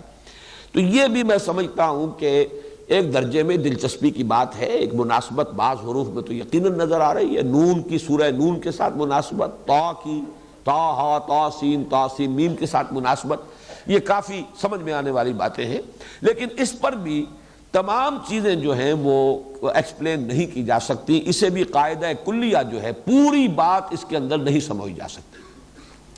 تیسری بات جس کا میں اشارہ کرنا چاہتا ہوں، وہ میں نے عرض بھی کیا تھا، یہ موسٹ ریسنٹ واقعہ ہوا کہ 19 کے عدد کے حوالے سے ایک شخص نے، ڈاکٹر رشاد خلیفہ، امریکہ میں ہوتے تھے یہ، اب فوت ہو چکا ہے اور مرتد ہو کر فوت ہوا ہے، ویسے بھی پہلے بھی لوگوں کو دھوکہ ہوا ورنہ وہ شخص مسلمان نہیں تھا، بہائی تھا، اور اس نے 19 کے ہندسے سے قرآن کے ایک سائنٹیفک ثبوت کے طور پر اس کو پیش کیا کہ اس کا ایک میتھمیٹیکل نظام ہے، اور کمپیوٹر نے ثابت کر دیا ہے قرآن کا کلام اللہ ہونا، اور یہ چیزیں ایسی ہیں کہ جو عام مسلمانوں کی دلچسپی کی ہوتی ہیں، تو بڑی جنگل کی آگ کی طرح وہ بات پھیلی تھی، نیک دل لوگوں نے اس کے اپنے طور پر چھپوا کر وہ تقسیم کیے، حالانکہ قرآن مجید کے لیے اس قسم کے ثبوت جو ہے وہ اہمیت کے حامل نہیں ہے، لیکن یہ کہ وہ بات بھی ایک اعتبار سے میرے نزدیک چونکہ جزوی طور پر صحیح ہے تو میں تذکرہ کر رہا ہوں۔ یہ اس کا کہنا یہ ہے کہ جو حروف آئے شروع میں، اس سورت کے شروع میں جو حروف آئے ہیں وہ حروف اس سورت کے اندر 19 کا ملٹیپل کی شکل میں آئے، ایک میتھمیٹیکل سسٹم ہے قرآن کا۔ اس کی بدبختی یہ ہوئی کہ یہ اصول اس نے ایسا قطعی قرار دے دیا کہ جہاں یہ فٹ نہیں بیٹھا، اس نے کہا یہ قرآن کی صورت ہی در حقیقت غلط ہے، اس کی یہ 2 آیتیں، تو جہاں بھی یہ چیز اس کا نظام میتھمیٹیکل نظام ہے وہ فٹ نہیں بیٹھا، اس نے اس کو کہا کہ یہ قرآن مجید میں بعد میں اضافہ ہوا ہے یا یہ محفوظ نہیں ہے، قرآن کی غیر محفوظیت کی بات کر کے اس نے، اور پھر اس بدبخت نے نبوت کا دعویٰ بھی کیا، اور پھر وہ قتل کیا گیا، کسی شخص نے اسے قتل کر دیا۔ یہ رشاد خلیفہ کا حشر جو ہے وہ ہو چکا ہے، ورنہ قرآن مجید پر اس نے بڑا شدید حملہ کیا تھا، پہلے ایک چیپ پاپولیرٹی حاصل کی اس حوالے سے، اور اس کے بعد جو ہے اس نے وہ اپنی نبوت کی دکان چمکائی اور قرآن مجید کے غیر محفوظ ہونے کا ایک دعویٰ لے کر کھڑا ہو گیا۔ بہرحال وہ تو اس دنیا کے اعتبار سے تو کیفر کردار کو پہنچ چکا ہے، آخرت میں اللہ تعالیٰ جو بھی اس کے ساتھ معاملہ کرے، لیکن یہ نوٹ کر لیجئے کہ یہ بات بھی میں نے محسوس کیا تھا کہ جزوی طور پر صحیح ہے، خاص طور پر سورہ قاف میں، سورہ قاف جو شروع ہوتی ہے قاف والقرآن المجید سے، 57 مرتبہ آیا ہے حرف قاف، یہ میں نے گنتی بھی کی ہے۔ اصل میں بڑی صورتوں کا تو بڑا مشکل ہے، آدمی اسی کام کے لیے بیٹھ جائے وہ حروف کی گنتی کرے، لیکن یہ کہ بہت سے حضرات نے یہ کام کیا، تنقیدیں بھی کی، ثابت بھی کیا کہ اس نے جھوٹ بھی بولا ہے، غلط اعداد و شمار بھی دیے ہیں، لیکن یہ سورہ قاف میں مجھے ایک کافی اس کی بات جو ہے وزنی نظر آئی کہ 57 مرتبہ آیا ہے، اور ایک جگہ پر قوم لوط کی بجائے اخوان و لوط آیا ہے۔ پورے قرآن میں حضرت لوط علیہ السلام کا جہاں ذکر ہوا ہے کہیں اخوان و لوط نہیں آیا، قوم لوط آیا ہے۔ سورہ قاف میں قوم اگر آ جاتا لوط کے ساتھ بھی تو یہ حرف جو ہے قاف سورہ قاف کے اندر 58 مرتبہ ہو جاتا اور وہ ملٹیپل نہ رہتا 19 کا۔ اس اعتبار سے بعض جگہوں پر یہ بات بھی ایک جزوی حقیقت ہو سکتی ہے۔ اس نے بڑی ایک طرح سے کنونسنگ ایک قرآن مجید سے استشہاد بھی کیا تھا، علیہا 19، یہ سورہ مدثر میں جو آیت آئی ہے کہ جہنم پر جو فرشتے یا جو اس کے نگران ہیں، پہرے دار ہیں، وہ 19 ہیں۔ 19 فرشتے کہیں، سرہنگ کہیں، جو بھی وہاں کے ذمہ دار نگران ہیں، 19 ہے، علیہا 19۔ اب یہ 19 کا لفظ وہاں پر آیا ہے۔ اس نے کہا قرآن مجید کو بھی گارڈ کر رہا ہے 19 کا ہندسہ۔ یہ اس اعتبار سے اس نے بات شروع کی، لیکن یہ کہ اول تو مجھے اس کی بات پہلے غلط محسوس ہوئی۔ اس نے کہا آیت بسم اللہ کے 19 حروف ہیں، حالانکہ وہ 19 حروف نہیں بنتے۔ وہیں پر اس کا در حقیقت بات کا غلط ہونا تو مجھ پر تو ثابت ہو گیا تھا، لہذا میں نے اس کی بات کو زیادہ سیریسلی لیا ہی نہیں۔ البتہ آج کی دنیا میں چونکہ ایک بہت بڑی معروف شخصیت ہے شیخ احمد دیدات، اور وہ عیسائیت کی تردید میں اور مناظرے جو انہوں نے کامیاب کیے ہیں عیسائی علماء سے اور پادریوں سے، اس میں جو انہیں اللہ نے کامیابیاں دی ہیں، اس کی وجہ سے وہ بہت پاپولر ہیں، بہت یعنی دنیا کے اندر عالم اسلام میں وہ بہت زیادہ متاثر ہو گئے تھے اس سے رشاد سے، اور انہوں نے اس خیال کو بہت پھیلایا ہے۔ الحمدللہ کہ اس درجے میں کبھی بھی میں قائل نہیں ہوا اور نہ میں نے اس کو اس انداز سے پھیلایا۔ بعد میں بہرحال انہوں نے بھی پھر اپنا وہ جو رجوع کرنا اور توبہ، انہوں نے خط لکھا کہ میں مغالطے میں تھا اس شخص کے بارے میں، اور اس سے انہوں نے اعلان برات کیا ہے۔ لیکن الحمدللہ کہ میں نے یہ تو سمجھا کہ کوئی جزوی حقیقت یہ بھی ہے جس کے کہیں ڈانڈے مل جائیں گے کہیں چل کر، باقی اس سے زیادہ اس کی اہمیت میں نے کبھی نہیں دی تھی۔ اس وقت بھی میں صرف اس کا تذکرہ اس اعتبار سے کر رہا ہوں کہ کم سے کم سورہ قاف میں جزوی طور پر جہاں نام ہونا بھی جزوی طور پر صحیح ہے، جہاں مولانا فراہی کا نظریہ بھی جزوی طور پر اپلیکیبل ہے، وہاں یہ بھی ایک پہلو ہے 19 کا ہندسہ، اور سورہ قاف کی مثال میرے نزدیک جو ہے وہ بڑی اہم ہے۔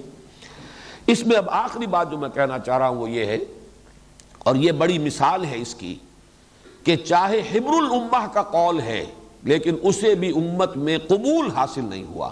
حبر الامہ حضرت عبداللہ ابن عباس رضی اللہ تعالی عنہما، آپ کو معلوم ہے کہ علم تفسیر کے اندر ان کا بڑا اونچا مقام ہے صحابہ میں۔ حضور نے اس کے لیے خاص دعا کی تھی حضرت ابن عباس کے لیے رضی اللہ تعالی عنہما، اللہم فقہہ فی الدین وعلمہ التاویل، اے اللہ اپنے اس نوجوان، اپنے اس بندے کو دین کا فہم عطا فرما اور قرآن کی تاویل کا علم عطا فرما۔ تو حبر الامہ کہلاتے ہیں وہ کہ اکثر جو تفسیری روایات ہیں وہ حضرت ابن عباس ہی سے چلتی ہیں، انہی کے 4-5 وہ جو اہم شاگرد ہیں، اکرمہ بھی ہیں اور مختلف حضرات ہیں، مجاہد ہیں، وہ انہی کے گویا کے شاگردوں میں سے ہیں۔ انہوں نے ایک رائے ظاہر کی کہ یہ جو حروف مقطعات ہیں یہ جملوں کا مخفف ہے، جملوں کی مخفف صورت ہے۔ الف لام میم سے مراد ہے انا اللہ ارا، الف لام میم، انا کا الف، حالانکہ وہاں حمزہ ہے الف نہیں ہے، اب انا کا پہلا حرف، اللہ کا درمیانی حرف لام، اور ارا الف لام میم، انا اللہ اعلم، عالموں کا آخری حرف میم، تو انا اللہ اعلم، میں اللہ ہی سب سے بڑھ کر جاننے والا ہوں، یہ جملہ ہوا۔ اس کا پہلے لفظ کا پہلا حرف، درمیانی لفظ کا درمیانی حرف، آخری لفظ کا آخری حرف الف لام میم بن گیا۔ الف لام را سے مراد ہے اللہ ارا۔ اب یہ بھی ان کا اپنا ایک خیال ہے، تو میں اس کو اس لیے دلیل کے طور پر لا رہا ہوں کہ ہمارے مفسرین نے اسے قبول نہیں کیا۔ اگر یہ ہوتا کہ حضور نے فرمایا ہوتا تو سر تسلیم خم، گردنیں گرانی ہے، بات ماننی ہے، لیکن یہ کہ ذاتی خیال، چونکہ یہ مرفوع قول نہیں ہے، حضرت عبداللہ ابن عباس رضی اللہ تعالی عنہما کا ذاتی خیال ہے، لہذا اسے مفسرین نے صرف ذکر کر دیا ہے علمی ایک دلچسپی کے انداز میں۔ باقی یہ کہ اس قول کو بھی خواہ وہ حبر الامہ کا قول ہے، اسے بھی قبول حاصل نہیں ہوا امت میں۔ میں سمجھتا ہوں یہ ایک اچھی سائن ہے امت کے اندر کہ جہاں تک تو حضور کا فرمان ہے اس پر چون و چرا نہ ہو، جب ثابت ہو جائے کہ حضور نے فرمایا۔ باقی جس کا قول بھی کوئی ہے اس کے اوپر ظاہر بات ہے کہ آپ دلیل سے اسے قبول کریں یا دلیل سے اسے رد کر دیں۔ بس حروف مقطعات کے بارے میں اسی قدر عرض کرنا تھا۔ اب کل انشاءاللہ تعالیٰ اب سورہ بقرہ کا ہم سلسلے وار مطالعہ کریں گے۔ حروف مقطعات کے بارے میں یہ ساری باتیں میں نے اس لیے نوٹ کرا دی ہیں کہ آئندہ بھی درس کے دوران جب یہ حروف آئیں گے تو مجھے پھر کبھی ان چیزوں کو ریپیٹ کرنے کی ضرورت نہیں ہوگی۔ بارک اللہ لی ولکم فی القرآن العظیم ونفعنی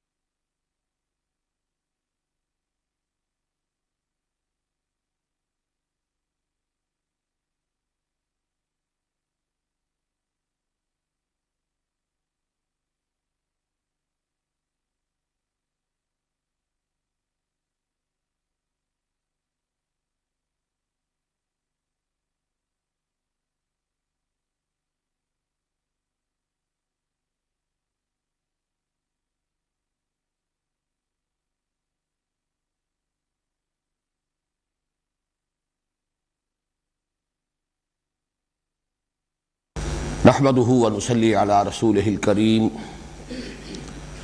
اما بعد فاعوذ بالله من الشيطان الرجيم بسم الله الرحمن الرحيم الف لام میم ذلك الكتاب لا ريب فيه هدى للمتقين الف لام میم ذلك الكتاب لا ريب فيه هدى للمتقين الذين يؤمنون بالغيب ويقيمون الصلاة ومما رزقناهم ينفقون والذين يؤمنون بما أنزل إليك وما أنزل من قبلك وبالآخرة هم يوقنون اولئک علی ھدی من ربہم واولئک ھم المفلحون ان الذین کفروا سواء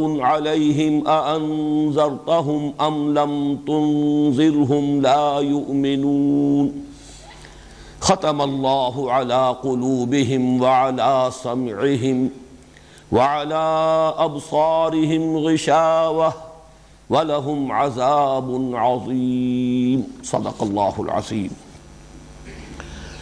رب اشرح لی صدری ویسر لی امری واحلل عقدۃ من لسانی یفقہوا قولی۔